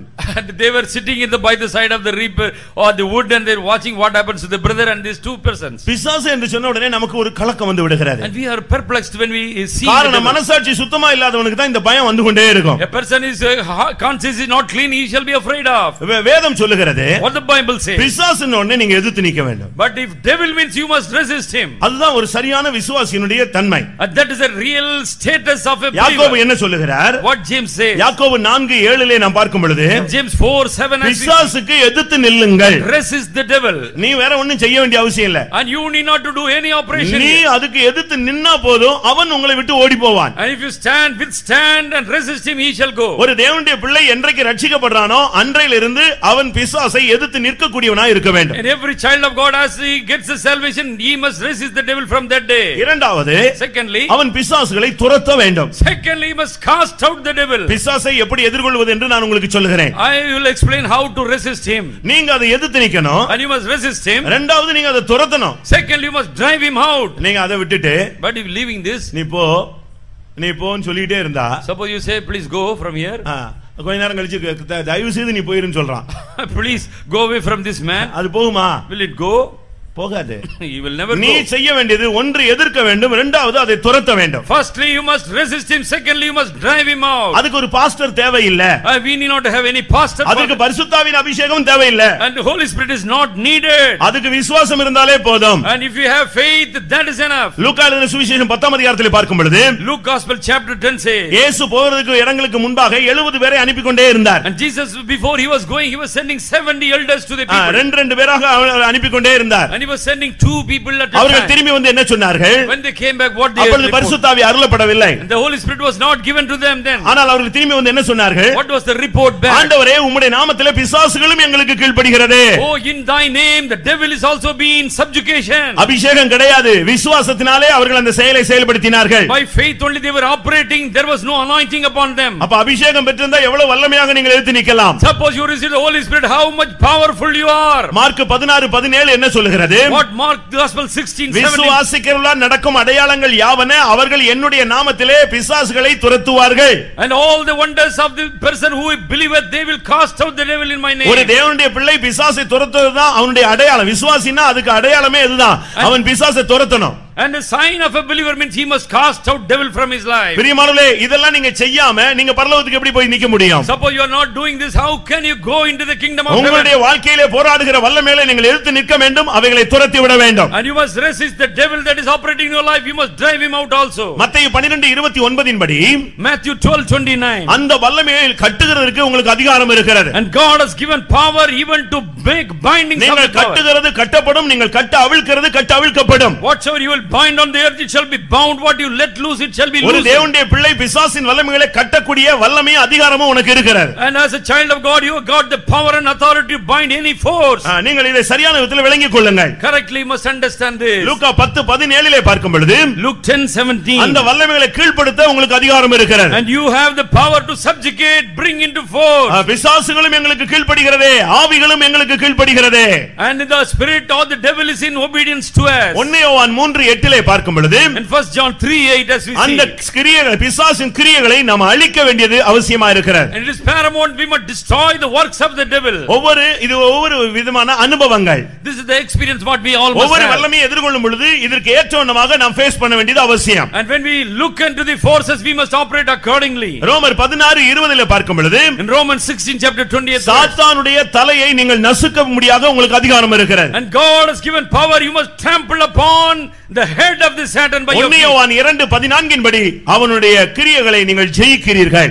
And 1 John 2nd chapter 14 verse, you are overcomer of the works of the நீங்கள் devil. பொல்லாங்கனை ஜெயித்ததினால் நான் உங்களுக்கு எழுதுகிறேன் என்று சொல்லி இருக்கிறார். He says, I write unto you because you are overcomer of the wicked one. இது வாலிபர்களுக்கு சொல்லப்பட்ட ஒரு வார்த்தை. The word addressed to the youth people. அப்படியானால் ஒவ்வொரு வாலிபர்களும் ஒவ்வொரு தேவனுடைய பிள்ளைகளும் அபிஷேகம் பெற்றவர்களும் விசுவாசிகளும் பிசாசுகளை எதிர்க்க வேண்டும், அந்த வல்லமையை துரத்த வேண்டும், அந்த வல்லமையை கட்ட வேண்டும், அந்த வல்லமையை கீழ்ப்படுத்த வேண்டும். இப்படி வரிசையா சொல்லிக் கொண்டே போகலாம். And therefore every youth, every spirit-filled person must be able to bring a trample upon the feet or the head of the devil and subjugate it. கர்த்தருடைய பரிசுத்த நாமத்துக்கு மகிமை உண்டாவதாக. Praise be to the holy name of the Lord. பிரியமானவர்களே, இப்பொழுது நீங்கள் யோசித்து பாருங்கள். Now consider yourself. உங்களுடைய பிள்ளைகளுக்குள்ள இந்த போராட்டங்கள் இருக்கிறதா? Is it this problem what you children? உங்களுடைய புருஷனுக்குள்ள இந்த தாக்குதல் இருக்கிறதா? This attacking is there in your wife? உங்களுடைய ஊழியத்தில் இந்த போராட்டங்கள் இருக்கிறதா? Is it so in your ministry? உங்களுடைய பிசினஸ்ல இந்த போராட்டங்கள் இருக்கிறதா? If the problem is creeping in your business, நான் இப்ப வரிசையா சொல்லிக் கொண்டே வந்தேனே. and I have explained to you all the things. இது இருதயத்தை தூண்டுவது, and which is instigating your தேவ heart, சத்தத்தை கேட்க விடாமல் தடுப்பது, stopping the voice of God, தரிசனத்தை மங்கி போக வைத்தது, and made dimness to the vision, உன்னை துதிக்க விடாமல் தடுத்தது, unable to give praises to உன்னுடைய God, ஜெபாவியை நஷ்டப்படுத்தினது, destroyed the praying life, உன் இருதயத்திலே தவறான எண்ணங்களை அது விதைத்தது, and sowing forth evil within your heart, பலவிதமான கலக்கங்களை உனக்கு கொண்டு வந்தது, brought forth many confusion and perplexity, பலவிதமான பலவீனத்தினால் உன்னை தாக்க வைத்தது, and he has been attacked with infirmities, பலவிதமான குழப்பங்களை உனக்குள்ளே கொண்டு வந்தது, brought forth many confusions within. இப்படிலாம் நீங்க யோசித்து பாருங்கள். Whether this all things have come to you. இப்பொழுது நீங்கள் சொல்லுங்கள், பிசாசின் போராட்டம் உங்களுடைய வாழ்க்கையில இருக்கா இல்லையா? Now you say whether this such problems are within you or not. பிடிக்கல, ஆனா இருக்கா இல்லையா? You will not like it, but whether this spirit is நான் இப்ப there. திரும்பவும் கேட்கிறேன், இப்படிப்பட்ட தாக்குதலை ஏதாவது ஒன்றாவது என்னுடைய வாழ்க்கையில இருக்குன்னு சொல்றவங்க கைகளை வைத்துங்க. And now you say that convictingly that I will have some of the problem what I explained. இவங்க யாரும் கை வைக்க மாட்டாங்க, ஆனா இருக்கு. But anyway, many people will not raise up hand, but we have problems. காரணம் என்ன தெரியுமா? You know what is the reason? பாடுகள் படவிடாமல் தடுக்கிறது பேதுரு வைத்தான். And it will stop that there is no suffering must come. மனிதனுக்கு ஏற்றவேளை சிந்திக்க வைப்பது ஊழியர்களுக்குள்ள வருகிற ஒரு தாக்குதல். And it is attacking coming to the ministers that it is thinking in the doctrine of men. நீங்க சொல்றீங்க, ஒருவேளை நான் என்ன தவறா சொல்றேன்னா நீங்க நினைக்கிறீங்களா? You may be thinking I am giving a wrong doctrine. Pavul என்ன சொல்லுகிறார்? What Saint Paul says? நான் நல்ல ஊழியம் செய்யணும்னு ஆசைப்படுறேன், பட் என்னுடைய சரீரத்துல ஒரு முள்ளு குத்திக்கிட்டே இருக்கிறது. And I want to offer a good ministry, but there is a thorn pricking within my life. அது என்னன்னு சொல்லுகிறாரு? And what he says about அது வியாதினா சொல்றாரு. He says that அது என்னை குட்டும் சாத்தானுடைய தூதன் என்று சொல்லுகிறார். Is the angel of Satan who is to prick me in my ministry. அப்படியானால் ஊழியத்துக்கு வந்த பின்பு இது அந்த சாத்தானுடைய தூதன் குட்டிக் கொண்டே இருக்கிறார். Therefore this is the Satan with this angel always touching him in his ministry. 2 கொரிந்தியர் 12ஆம் அதிகாரத்தில் நான் பார்க்கும் பொழுது in 2 Corinthians chapter 12 7ஆம் வசனத்தில் இந்த வார்த்தை சொல்லப்பட்டிருக்கிறது. and he says in the 7th verse, அது என்னை குட்டும் சாத்தானுடைய தூதன் ஒரு ஊழியனோடு போராடுகிறான், ஏனென்றால் அந்த முள்ளு குத்திக்கிட்டே இருப்பது. the thorn in the flesh is attacking him because it is Satan to buffet him in his ministry. அருமையானவர்களே, இப்படிப்பட்ட பாதிப்புகள் இப்ப சொல்லுங்க, எல்லாருமே நம்ம ஒத்துக்கொள்ளலாம். ஏதோ ஒரு தாக்குதல் இருக்குன்னு சொல்றவங்க கைகளை வைத்துங்க. Some of you are having some of the problem, you can raise your arm. நான் சொல்லுகிறேன், இந்த வல்லமைகளுக்கு இந்த ராத்திரியிலே கர்த்தர் கட்டளையிடும்படியாக வந்திருக்கிறார். But today I give a commandment. God is coming forth here to give a command to drive. ஒருவேளை உங்களுக்கு சில காரியங்களை இன்னும் அனலைஸ் பண்ண முடியாமல் நீங்கள் தடுமாறலாம். Maybe you are offended, unable to perceive what is in you. ஆனால் தேவன் உன்னுடைய பிரச்சனைகளை அறிவார். But God knows fully all your problems. இது எதனால வந்தது? Why this problem recurred? யாரால வந்தது? Because of whom? எந்த ஆவியினுடைய போராட்டம்? With the problem of which force? எந்த சம்பவத்துக்கு பிறகு இந்த ஆவி உனக்குள்ளே வர அனுமதிக்கப்பட்டது? And how the evil spirit crept in you, because of which incident? இதனால உனக்குள்ள நஷ்டம் என்ன? Why there is a loss in you? இதனால நீ எவ்வளவு தலைகுனிந்து இருக்கிறாய்? How much you are bowed down because of this? இதனால உன்னுடைய வாழ்க்கையிலே தெய்வீகத்திலே எவ்வளவு நீ தடைபட்டிருக்கிறாய்? How much you are hindered to progress spiritually? இந்த ஆவிக்குரிய போராட்டத்தினாலே எவ்வளவு ஆசீர்வாதங்கள் உன்னுடைய குடும்பத்துக்கு வர முடியாமல் தடுக்கப்பட்டிருக்கிறது? And because of this misfortune, how many blessing of God has not come to your house? இத நீ இன்னைக்கு விளங்கிக் கொண்டு இன்றைக்கு கர்த்தாவே எனக்கு நீர் கட்டளையிடு, என்னுடைய வாழ்க்கையிலே போராடுகிற வல்லமைகளை பார்த்து நீர் கட்டளையிடும் என்று நீ சொல்ல வேண்டியது காலம். And this is the time you must muse upon, meditate your life and say, Lord, this is the day you must command the evil spirit to go. எனக்கு ஒரு விசுவாசம் உண்டு. I have a faith within me. தேவனுடைய வசனம் எப்பொழுதுமே வெறுமையாக திரும்புகிறது இல்லை. The word of God definitely will not come back empty. இந்த மாலை வேளையிலே இந்த வசனம் வெளியே வருகிறது என்று சொன்னால் இது உன்னுடைய வாழ்வில் போராடுகிற அசுத்த ஆவியை அது கட்டளையிட்டு அகற்றி விட்டு தான் அது தேவனிடத்தில் திரும்பி போகும். And if the word of God comes to you today directly, means this will do the work of him to drive out the force, then it will come back to God. நான் அதை விசுவாசிக்கிறேன். அந்த வசனம் அது உண்மையானது என்பதை விசுவாசிக்கிறேன் சொல்றவங்க கரங்களை வைத்து அல்லேலூயா சொல்லுவோம். Hallelujah. பிரியமானவர்களே, இந்த நம்மோடு வாழ்க்கையிலே போராடின இந்த அசுத்த வல்லமைகளுக்கு கட்டளையிடுகிற தேவன், and God who will work or operate against the force that is operating in us, உன்னோடு போராடுகிற வல்லமைக்கு அவர் கட்டளையிட்டு அதை உன்னை விட்டு அகற்றுகிறார். and he is driving or commanding the evil force to depart from you. ஆனா இப்போ நீ வாழும்படியாக உனக்கு ஒரு கட்டளையிடுகிறார். But now in order to make you a living, he is giving a commandment. என்ன நடக்குது தெரியுமா? You know what happens now? அசுத்த ஆவிகள் கீழ்ப்படிந்து ஓடி விடுகிறது. ஆனா நாம் தான் தேவன் நமக்கு கொடுக்கிற கட்டளைக்கு கீழ்ப்படிய முடியாமல் தடுமாறுகிறோம். And of course the evil spirit is going, departing from us, but we are not in obedience to the commandment of the அசுத்த Lord. ஆவியிலிருந்து நீ விடுவிக்கப்பட்ட பின்பு நீ இந்த உலக வாழ்க்கையை விட்டு அடுத்த கட்ட வாழ்க்கைக்கு நீ பயணப்பட வேண்டும். And when God is driving out evil spirit from you, then you must come to the next rung of the ladder, next phase in your spiritual நீ life. அதே கண்டிஷன்ல இருந்தீனா இந்த பொல்லாத ஆவி போயிட்டு 8 போய் 7 பொல்லாத ஆவி 7+1 வந்து உனக்குள்ள வந்து உன் வாழ்க்கை ஃபியூச்சரை நாசப்படுத்தி விடும். Suppose you are in stagnated condition, one spirit will go and it will bring forth 7 and 8 shall be coming back to you and your situation. மத்தேயு 8ஆம் அதிகாரம் 18ஆம் வசனத்தை வாசிக்கும் பொழுது Matthew 8:18. அந்த ஜனத்தை அக்கறைக்கு போகும்படியாக ஆண்டவர் கட்டளையிட்டார். And God commanded, let us go to the other side of the shore. அது எதை காண்பிக்கிறது? What does it speak of? இந்த உலக வாழ்க்கையிலிருந்து அடுத்த கட்ட ஒரு வாழ்க்கை இருக்கிறது, ஆன்மீக வாழ்க்கை. அதுதான் உன்னை அடுத்த கட்ட வாழ்க்கைக்கு நித்தியத்துக்கு உன்னை கொண்டு போய் சேர்க்கக்கூடிய சக்தி உள்ளது. And ever after this life in the world that we have to go to the other side means we have to have an eternal life. ஏனென்றால் இந்த உலக வாழ்க்கை ஒரு சதம் அல்ல. Because this life in the world is not இது permanent. நித்தியமானது அல்ல. It is not an everlasting life. இது ஒரு நிரந்தரமானதும் அல்ல. It is not a permanent life. நீ பிசாசின் வலையிலிருந்து விடுவிக்கப்பட்டால், When if you are set free from devil, நீ அக்கறைக்காக நீ அடுத்த கட்ட இல்லாவிட்டால் இன்மை மறுமைக்குரிய வாழ்க்கைக்கு நீ பயணப்பட வேண்டும். and now you must set go your journey to the next eternity or the everlasting life. ஒரு சிலர் பிசாசின் வலையிலிருந்து விடுவிக்கப்பட்ட பின்பு அடுத்த ஆண்டவரை அவர்கள் பின்பற்றுவதே இல்லை. But some people when they are delivered from the devil, they will not follow Jesus. அவங்க சர்ச்சை ஹாஸ்பிடல் மாதிரி நினைக்கிறார்கள். They are thinking church is something like an hospital. போன உடனே சுகம் கிடைச்சிருச்சு, இயேசு ஜீவிக்கிறார், அவ்வளவுதான். இவங்க போயிட்டே இருக்காங்க. And Jesus is living because he healed me and they will walk off. அதுக்கு என்ன காரணம் சொல்றாங்க? You know what is the reason they give? வியாதி சுகமாயிருச்சுனா அது பிறகு அவன் வியாதி ஆஸ்பத்திரிக்கு போறான், அவன் வீட்டுக்கு போயிடறான்ல. அதே மாதிரி போனோம் இயேசு சுகமாக்கினார், நான் வீட்டுக்கு வந்துட்டேன். அப்படி அல்ல பிரியமானவர்களே, மறுபடி இந்த ஆவி பொல்லாத 8 ஆவிகளோடு உள்ள வந்து உட்காரும். Oh beloved people, church is not like a hospital. When we are healed we can walk off, but another 7 more spirits shall be accompanying and coming back to you. கிறிஸ்தவம் என்பது ஒரு இன்ஸ்டன்ட் சொல்யூஷனை உனக்கு கொடுக்கிறது இல்ல, அது ஒரு பெர்மனன்ட் சொல்யூஷனை உனக்கு கொடுக்க விரும்புகிறது. But Christianity does not give you an instant solution, but is going to give you an everlasting solution. அது ஒரு கொஞ்ச நேர நிவாரணம், ஒரு வலி நிவாரணம் அல்ல, அது விடுதலை கடைசி வரை உனக்கு ஒரு நிவாரணத்தை கொடுக்கக்கூடிய சக்தி உள்ளது. It is not a painkiller for a moment, but it wants to give you relief from all permanent healing. நீங்கள் சத்தியத்தை நீங்கள் சரியான விதத்திலே புரிந்து கொள்ளுங்கள்.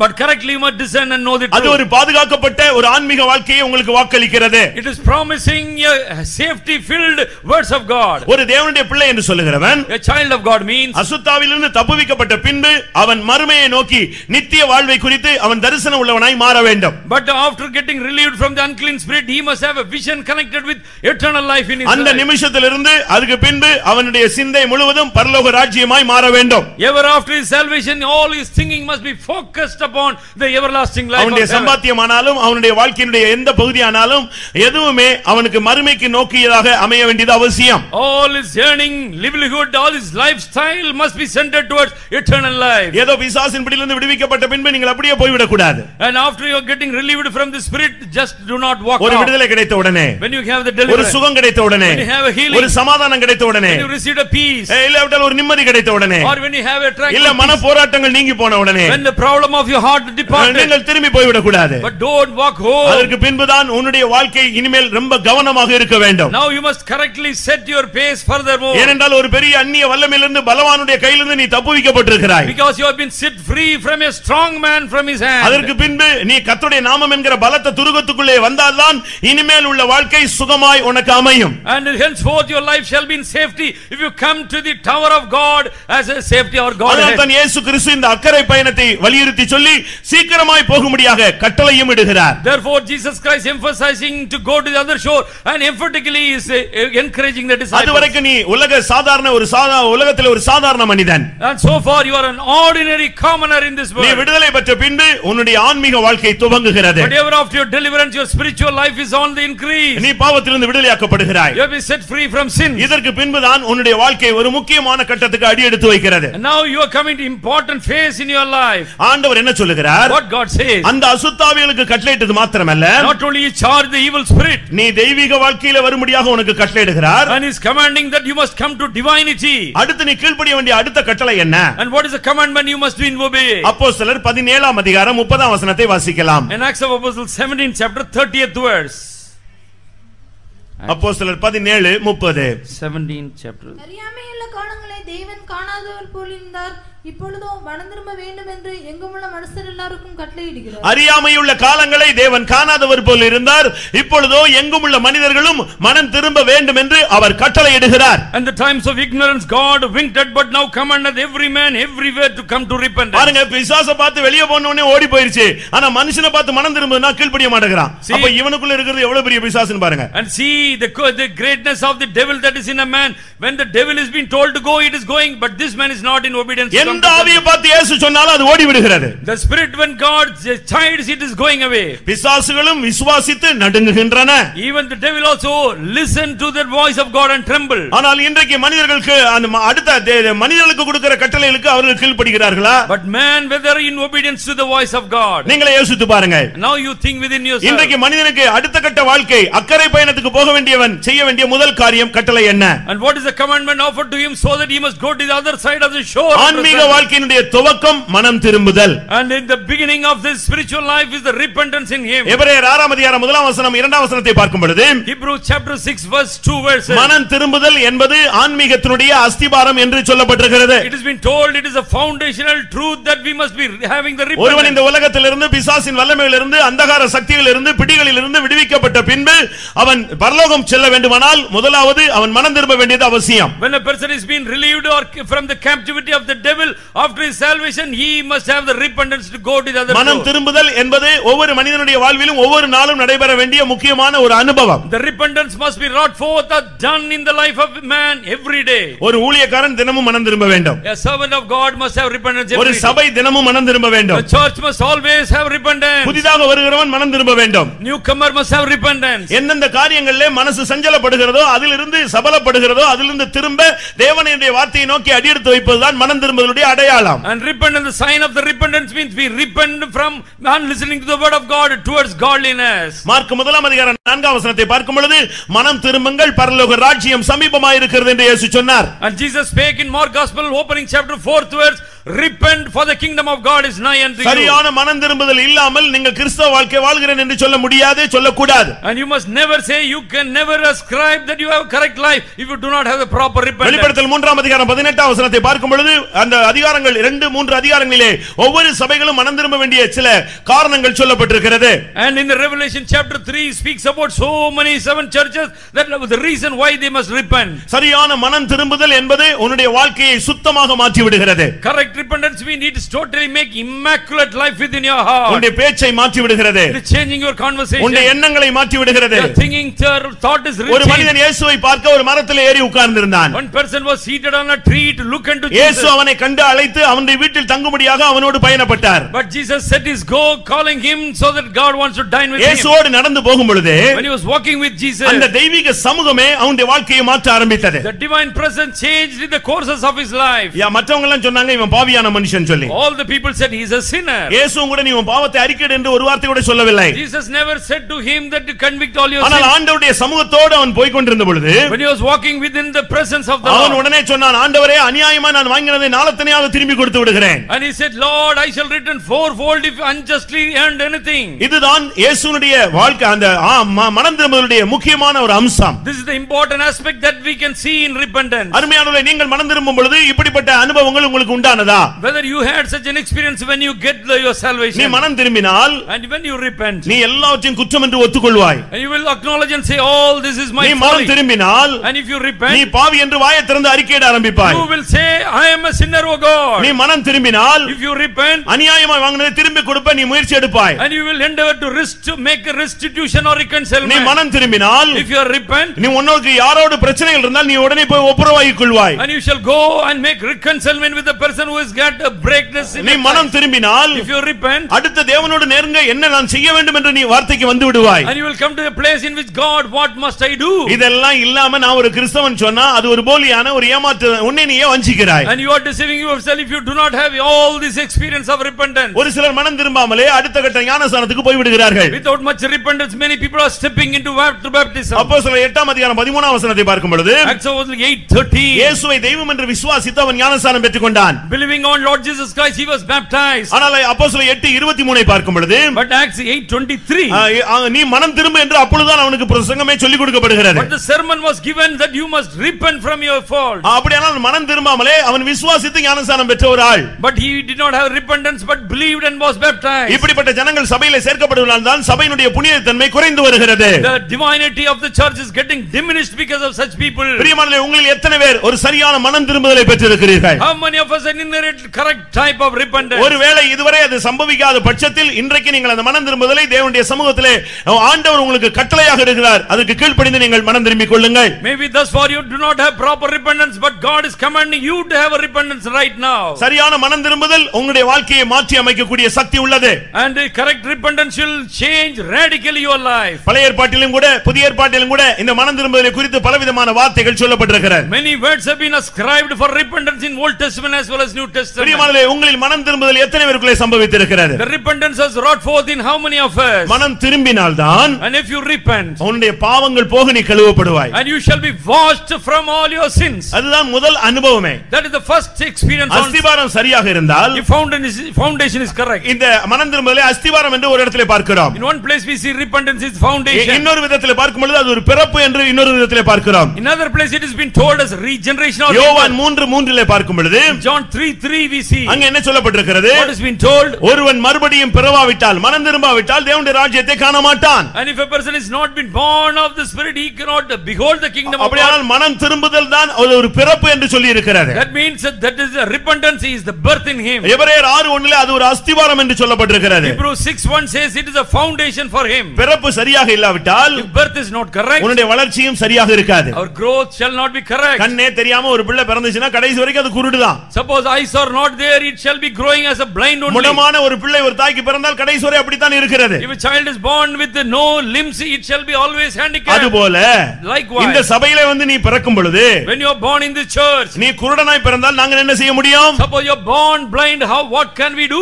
இல்லாவிட்டால் நீ செவிடனாய் பிறந்து விட்டால் என்ன செய்ய முடியும்? Suppose you are deaf, what can we do to you? அப்படியானா அப்படி ஒரு 10 விசுவாசி ஒரு சபையில இருந்தானா டெஃப் அண்ட் டம் சர்ச்சா தான் அது செயல்பட்டு கொண்டிருக்கும். If 10 people are deaf and dumb, then we shall have only group in the church like என்ன that. பிரசங்கம் பண்ணாலும் அவனுக்கு கேட்காது. அவன் அப்படியே உட்கார்ந்து இருப்பான். அவனுக்கு ஒரு ஜோக்கா சொன்னாலும் புரியாது. அது புரிஞ்சு கொள்ற மாதிரி சொன்னாலும் புரியாது. அவன் அப்படியே உட்கார்ந்து இருப்பான் பிரம்ம பிடிச்ச மாதிரி. Because he is deaf and dumb, you explain in a collegial manner, in a hilarious manner, he cannot understand anything. காரணம் அவனுக்குள்ள மனம் திரும்புதல் அந்த பிறப்பு கரெக்ட்டா நடக்கல. Repentance or birth has not taken place properly. ஆனாலும் இன்றைக்கு கர்த்தர் உனக்கு மேல் உன்மேல் இரக்கமுள்ளவராய் அன்றைக்கு அந்த சப்பானியை நடக்க வைத்தவர் உன்னையும் கூட மாற்ற வல்லமையுள்ளவராக வந்திருக்கிறார். But today God with bowels of mercy wants to make you to walk like the person walked on that day. 40 வருடமாக நடக்க முடியாத ஒரு சப்பானியை அப்போஸ்தலர் 3ஆம் அதிகாரத்திலே பேதுருவும் யோவானும் கைப்பிடித்து தூக்கிவிட்டு நடக்க வைத்தார்களே, அதே வல்லமை இன்றைக்கு உன்னுடைய மனம் திரும்புதலை சீர்படுத்தும்படியாக வந்திருக்கிறது. And Jesus has come in the midst today to raise you as the Peter and the John will raise the person who had this belong here. உனக்கு மனம் திரும்பும்படியாக ஒரு கட்டளையை தேவன் இந்த மாலை வேளையிலே கட்டளையிடுகிறார். And God is commanding you so that you must have repentance today. மனம் திரும்புவதற்கு நீங்கள் நாட்கள் குறிக்க வேண்டாம். Do not mark some other time for repentance. பாவத்தை விட்டு வெளியே வருகிறதுக்கு மாதங்களை குறிக்க வேண்டாம். Do not mark some other time in calendar for your இல்லாவிட்டால் ஒரு குறிக்கப்பட்ட நேரத்துக்கு பின்பு இந்த சம்பவத்துக்கு பின்பு என்று நீங்கள் சொல்ல வேண்டாம். ஏனென்றால் நாளைய தினம் உன்னுடையது அல்ல. But do not postpone your salvation for some other time. Tomorrow is not ours. நீ மனம் திரும்பினால் But if you repent, உன்னுடைய வியாதி நீங்கும். your sickness shall be healed. நீ மனம் திரும்பாத பட்சத்தில் If you are not repenting, உன்னுடைய வியாதி நீடிக்கும். your sickness shall continue. வெளிப்படுத்தல் 2:22 பார்க்கும் பொழுது Revelation 2:22. நீ மனம் திரும்பாத பட்சத்திலே உன்னை கட்டில் கடையாக வியாதியை நீடிக்க வைப்பேன் என்று ஆண்டவர் சொல்லுகிறார். God says, I will put you in the couch because you did not repent. லூக்கா 13ஆம் அதிகாரம் 3ஆம் வசனத்திலே பார்க்கும் பொழுது And Luke 13:3. அம்மா நீ மனம் திரும்பாத பட்சத்திலே நீ கெட்டு போகிறாய் என்று சொல்லப்பட்டிருக்கிறது. And you have been marring your life because of your not repenting. அருமையானவர்களே, இன்னைக்கு எத்தனை பேர் தேவனுடைய கட்டளைக்கு கீழ்ப்படிய விரும்புகிறீர்கள்? How many of us have decided to come to the voice of the Lord? உன்னுடைய வாழ்வை, உன்னுடைய ஊழியத்தை, உன்னுடைய வருங்காலத்தை சூனியமாக்கி வைத்திருந்த அசுத்த ஆவி இயேசுவின் வார்த்தைக்கு கீழ்ப்படிகிறதானால் நீ தேவனுடைய ரூபத்திலே உருவாக்கப்பட்ட மனிதன். நீ தேவனுடைய வார்த்தைக்கு எவ்வளவாக நீ கீழ்ப்படிய வேண்டும்? And suppose you are a man to be created out of the voice of the Lord, you must be in obedience to the voice of the Lord as a commandment comes to you. கர்த்தருடைய பரிசுத்த நாமத்துக்கு மகிமை உண்டாவதாக. Praise be to the holy name of the Lord. உபாகமம் 30ஆம் அதிகாரத்திலே பார்க்கும் பொழுது In Deuteronomy chapter நீ 30, மனம் திரும்பினால் உன்னுடைய வாழ்வில் ஆசீர்வாதம் செழிக்க ஆரம்பிக்கும். and suppose you repent, repent, there shall be fertility, greenery seen in your life. முதலாம் கொரிந்தியர் 8 முதலாம் ராஜாக்கள் 8 அதிகாரத்திலே பார்க்கும் பொழுது In 1 King 8th chapter, உன்னுடைய வாழ்க்கையில நீ மனம் திரும்பினால் உன்னுடைய சிறையிருப்பு நீங்குகிறது. and your captivity is going to relieved if you have correct repentance. நீ சிறையிருப்பிலிருந்து மீட்கப்படும்படியாக உனக்கு தேவன் ஒரு வாய்ப்பை தருகிறார். God is giving an opportunity so that you must come out of the prison house. சாபங்கள், வறுமைகள், தருத்தரங்களிலிருந்து நீ விடுவிக்கப்படும்படியாக உனக்கு ஒரு வார்த்தை வருகிறது. One word comes to you so that you must come out of the cursing and the poverty and in your pain. உன்னுடைய குடும்பம் உடைந்து போய் விட்டதா? Your family is disarray. உன்னுடைய தாவீதின் கூடாரம் விழுந்து போய் விட்டதா? Whether the tabernacle of David has fallen. நீ மனம் திரும்பினால், But if you repent, உன்னுடைய வாழ்க்கை மறுபடி கட்டி எழுப்பப்படும். once again your life shall be rebuilt. யோபு 22 அதிகாரம் 23 வசனத்திலே நீர் மனம் திரும்பினால் திரும்ப நீர் கட்டி எழுப்பப்படுவாய்.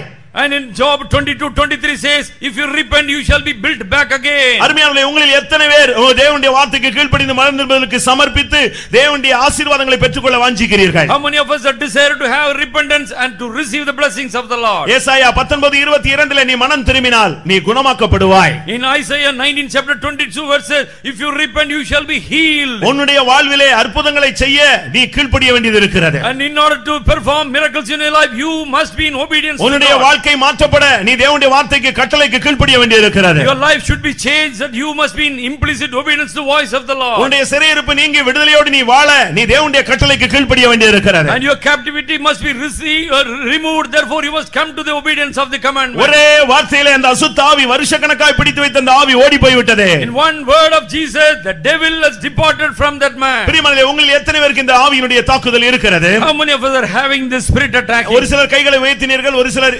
மிகவும் வெட்கப்பட்டு போய் விட்டீர்கள். Some people are crestfallen, they are not able to raise their hand. ஆனாலும் But nevertheless, என்னுடைய வீடுகளிலே இந்த போராட்டத்தை நான் உணர்கிறேன். But I feel this problem in my family. என்னுடைய படுக்கையிலே தூக்கத்திலே இந்த ஆவியினுடைய போராட்டத்தை உணர்கிறேன். I sense this problem in my sleeping or in my என்னுடைய bed. தொழிற்கூடங்களிலே இந்த ஆவியினுடைய தாக்குதலை உணர்கிறேன். In my business or in merchandise I see this problem. என்னுடைய பிள்ளைகளுக்குள்ளே, புருஷனுக்குள்ளே, வீட்டிலே இப்படிப்பட்ட தாக்குதலை நான் உணர்கிறேன். I sense such type of attacking in my husband, my children. என்னுடைய சபையிலே, in my church, என்னுடைய ஊழியத்திலே, in my ministry, இப்படிப்பட்ட போராட்டங்கள் இருப்பதை நான் உணர்கிறேன். I am able to perceive such attacking of the force. என் சரீரத்திலே இந்த ஆவியினுடைய போராட்டத்தை உணர்கிறேன். I can sense problem coming in the body. என் மனதிலே இந்த ஆவியை நான் உணர்கிறேன். I sense that attacking force in my mind. எனக்கு விடுதலை வேண்டும். I need a deliverance. அன்றைக்கு இந்த ஜெபாலயத்திலே கட்டப்பட்டிருந்த அந்த மனிதனை கர்த்தர் விடுதலையாக்கினார். அது உண்மையானால் இன்றைக்கு இந்த ஜெபாலயத்துக்கு வந்திருக்கிறேன்.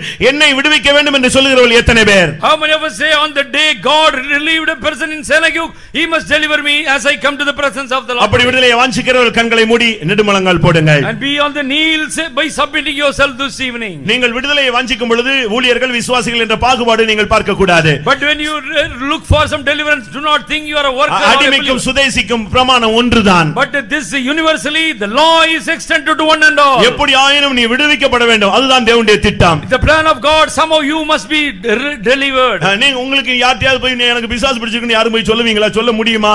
சொன்னா ஏத்துக்குவாங்களா? இப்படிப்பட்ட கூட்டத்துல டைரக்டாவே ஆண்டவர்ட்ட இருந்து விடுதலை நீங்கள் பெற்றுக்கொள்ள வேண்டும். And you cannot go and tell to other person I am demon possessed, but you in this meeting you can have the deliverance from God. ஒரு ஊழியக்கார சகோதரன் வியாதியில் தாக்கப்பட்டான். One servant of God was seized with some devil. அவன் அவிசுவாசத்தை அறிக்கையிட ஆரம்பித்தான். When he started convicting his unbelief. அவிசுவாசத்தை அறிக்கையிட ஆரம்பித்தான். And he was convicting all his unbelief. உடனே அவன் பெரிய பாஸ்டர்களுக்கு சொல்லுவதற்கு முன்பாக வீட்டுக்கு அவன் டெலிபோன் சொல்லி செய்து விட்டான். And he telephoned even to the big pastors. வீட்டுக்கு போன் பண்ணாம பாஸ்டர்ஸ்க்கு போன் பண்ணாம வீட்டுக்கு போன் பண்ணிட்டான். And instead of telling to the pastor, but he rang up to his home. எப்படி இருக்கும்? And what will happen? அதுக்கு பிறகு தான் பாஸ்டர்ஸ்க்கு அந்த மேட்டர் தெரியும். And that matter was reported to the pastor. அந்த ஆவி அவனை அப்படி போராட ஆரம்பித்தது. And this evil force was working against him. அது செஞ்சது என்ன தெரியுமா? You know what it did to him? அவனுடைய வியாதியை கொடிதாக மாற்றினது. And his sickness became very grievous. 2-3 பேர் போய் பார்க்க போனார்கள். And 2 or 3 went to him. 3 பேர் போனோம். 3 people went. அதுல நானும் ஒருவன். And I was one among. போய் அவனை சத்தம் போட்டோம். And we chided him. இப்படிலாம் அவிசுவாசமா பேச கூடாது. And don't have this unbelief words. உடனே அழுதான். And he cried. அந்த வியாதி அவனை விட்டு விலக ஆரம்பித்தது. And the sickness departed from him. ஒரு செகண்ட்ல, and within a second, அவனுடைய பார்வை மாறினது. And his vision was changed. வித்தியாசமா பேச ஆரம்பிச்சான். And he started speaking something else. அப்பதான் புரிஞ்சது அந்த ஸ்பிரிட் இவனை அட்டாக் பண்ண ஆரம்பிச்சிருச்சு. And that the evil spirit came and attacked him. அது சொன்னது இவனுடைய விசுவாசத்தை பறிக்கும்படியாக நான் வந்திருக்கிறேன். And I came to pluck out his faith. எவ்வளவு போராடுகிற ஆவி பாத்தீங்களா? And see how the spirit is working. நாங்க நல்லா ஜெபித்தோம், மறுபடியும் அந்த ஆவிக்கு இடம் கொடுத்தான். And again he was giving room for the spirit to come back. எவ்வளவு நிர்பந்தமான நிலவரம். And see what a despicable state. எவ்வளவோ அவனுக்காக ஜெபித்தார்கள், ஆனால் அவன் அந்த ஆவிக்கு இடம் கொடுத்தபடினாலே அவனை வெளியே கொண்டு போய் இன்னைக்கு அவன் ஏசியால ஒரு பாஸ்டரா இருக்கிறான். And he is a pastor in அவனுடைய விசுவாசம் போய் விட்டது. his faith departed. அவன் ஆஸ்பத்திரி போய் விட்டான். And he has gone to hospital. எதுக்கு இத சொல்றேன் தெரியுமா? And why I say this? இந்த ஆவி தான் இந்த போராட்டத்தை கொண்டு வருகிறது. The spirit only is bringing problems for you. ஒரு 5 நிமிஷம் நான் டைம் தருகிறேன். I give just 5 minutes. நீங்க வெளியரங்கமா மற்றவங்கள்ட்ட உங்களுக்கு இருக்கிற போராட்டத்தை கூட ஷேர் பண்றதுக்கு நீங்க வெட்கப்படுறீங்க. And you shall be having ashamed to speak. அது ஒரு விதத்தில் நல்லதாக இருக்கலாம். It may be good to you. ஏனா மற்றவங்களுக்கு நீங்க உங்களுடைய வாழ்க்கையை பத்தி நன்றாக சித்தரிக்கும் பொழுது நீங்கள் உங்களுடைய வாழ்க்கையுடைய போராட்டங்களை சொல்லும் பொழுது மற்றவர்கள் இடறுவார்கள். But other people get offended because you speak your state as it is. ஆனா ஒன்று, but one thing, உன்னுடைய உண்மையான நிலவரத்தை அறிகிற தேவன் ஒருவர் இருக்கிறார். but there is a God to know all the parts of your life. அவருக்கு nook and corner தெரியும். He knows all the nook and corner of your life. நீ இடம் கொடுத்தியா இல்ல அந்த வல்லமை உன்னை மேற்கொண்டு விட்டதா? Whether you are given room or the power was attacking you. யாருடைய போராட்டத்தினால உன் குடும்பம் இப்படி சிதைந்து போய் விட்டது? How your family is in disarray because of which problem? அது அவருக்கு தெரியும். God knows fully. ஆனா ஒன்று நிச்சயம், but you one is sure. இன்னைக்கு நான் சொல்றேன், இன்னைக்கு கர்த்தர் உன்னை நேசிக்கிறார், அதனால உன்னை இங்க கொண்டு வந்திருக்கிறார். Today God loves you, therefore God has brought you here. இன்னொன்று நிச்சயம், one is an assurance. உன்னை இம்மட்டுமாய் அழிவுக்கு தப்புவித்ததே தேவனுடைய திட்டம் தான். உன்னை விடுவிக்கிறது தான் தேவனுடைய திட்டம். It is the plan of God to set you free, therefore God has preserved you thus far. ஒரு 5 நிமிஷம் யாரும் கண்ணை திறக்காதீங்க. Please don't open your eyes for 5 minutes. உங்களுடைய வாழ்க்கையில் இந்த போராட்டம் அதிகரித்தால் வலது கையை மைத்து மற்றும் உயர்த்தி, கர்த்தாவே இந்த போராட்டத்தை நீர் அறிவீர், நானும் அறிகிறேன், எனக்கு இந்த வல்லமையின் மேல ஒரு அதிகாரம் கொடும், இந்த வல்லமையின் மேல் கட்டளையிட்டு இதை துரத்தி விடும், அழித்து விடும் ஆண்டவரேன்னு சொல்லுங்க. And just raise up your right hand if this spirit is working and attacking you and say, Lord, today you must set me free. நான் திரும்பவும் சொல்லுகிறேன், once again I repeat, இந்த ஆவி உன்னுடைய ஊழியத்தையும் உன்னுடைய வாழ்க்கையும் உன் குடும்பத்தையும் நஷ்டப்படுத்திட்டுன்னு சொல்லி எல்லாருக்கும் தெரியறதுக்கு முன்னாக ரகசியமாக வந்த ஆவி ரகசியமாகவே இயேசுவின் நாமத்தில் அழிக்கப்பட்டு போகட்டும். And by secretly the spirit came to you, secretly let it be departing from you, from your house, from your family. இந்த ஆவிதான் ரகசிய பாவங்களை உன்னை தூண்டி விடுகிறது. This is only secretly making you to the spirit. இந்த ஆவிதான் மறைவான குற்றத்துக்கு உன்னை இழுத்து கொண்டு போகிறது. Taking you to secret sin. இந்த ஆவிதான் துணிகரமான பாவத்துக்கு உன்னை இழுத்து கொண்டு போகிறது. Taking you to presumptuous sins.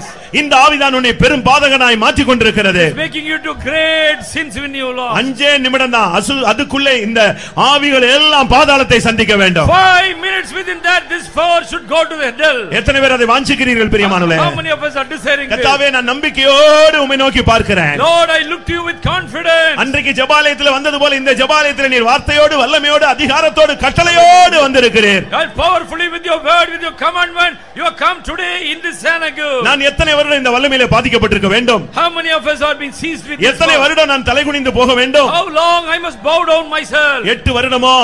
By 8 years. 12 வருடமோ? Maybe 12 years. 18 வருடமோ? 18 years. 38 வருடமோ? 38 years. 40 வருஷமோ? 40 years. இல்ல வாழ்நாளெல்லாம் இவ்வளவுதானா? Lord, all my lifetime. இல்லவே இல்லை. No, it is not like that. இன்றைக்கு உன்னோடு போராடுகிற வல்லமையிலே கட்டளையோடு வந்திருக்கிறார், அழிக்கும்படியான கட்டளை. God has given his commandment to destroy the force. இப்பொழுது பரிசுத்த ஆவியானவர் நம்முடைய மத்தியிலே வியாபித்து இறங்கி ஆளுகை செய்ய போகிறார். The spirit of the Lord want to reign upon us and operate. ஒரு சரியான ஒரு அக்கினி வரும் பொழுது இந்த ஆவியெல்லாம் எரிந்து சாம்பலாகி போய்விடும். And we are going to be reduced to ashes if correct spirit comes upon us.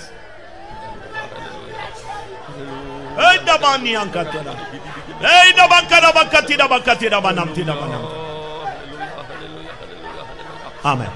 யாரும் பரிசுத்த ஆவியை கட்டுப்படுத்தாதீங்க. Do not control the Holy Spirit within you. இப்போ உள்ள நேரம் காலம் என்ன தெரியுமா? You know what is this present time? அபிஷேகத்தினால் தான் விடுதலை, வேற எதிலுமே விடுதலை கிடையாது. By Holy Spirit alone we must have the deliverance. இந்த சத்தியம் உன்னை விடுதலையாக்கி கொண்டிருந்தது. The truth was setting you free. ஒன்று குமாரன் உன்னை நேரடியாக வந்து தொடுவார், இல்லாவிட்டால் ஒரு அபிஷேகம் உன்னை தொடு, நீ விடுவிக்கப்படுவாய். The Son of Man or the Spirit will touch you and you shall be relieved. சரியான ஒரு வல்லமை. நீங்க யாரும் வெட்கப்படாதீங்க. Don't be crestfallen, don't be having shame. அபிஷேகத்துக்கு வெட்கப்படாதீங்க, அபிஷேகத்தை கட்டுப்படுத்தாதீங்க. Don't control the Holy Spirit, don't be ashamed of. உங்களுடைய நோக்கம் எல்லாம் விடுதலை மாத்திரமாகவே இருக்கட்டும். And your ambition must be deliverance today. உங்களுடைய நோக்கம் எல்லாம் பிசாசின் கிரியைகளை அழிப்பதாகவே இருக்கட்டும். All must Hallelujah. be to destroy the power. உங்களுடைய நோக்கம் எல்லாம் பிசாசின் தலையை நசுக்குவதாகவே இருக்கட்டும். Crushing the head of the devil. Hallelujah. உங்களுடைய நோக்கம் உன் புருஷன் விடுவிக்கப்பட வேண்டும். Your husband must be relieved. That is your plan. உங்களுடைய நோக்கம் உன்னுடைய ஊழியம் விடுவிக்கப்பட வேண்டும். Your aim must be, your ministry must be delivered. உங்களுடைய நோக்கம் உன்னுடைய சபை விடுவிக்கப்பட வேண்டும். Your church must be relieved.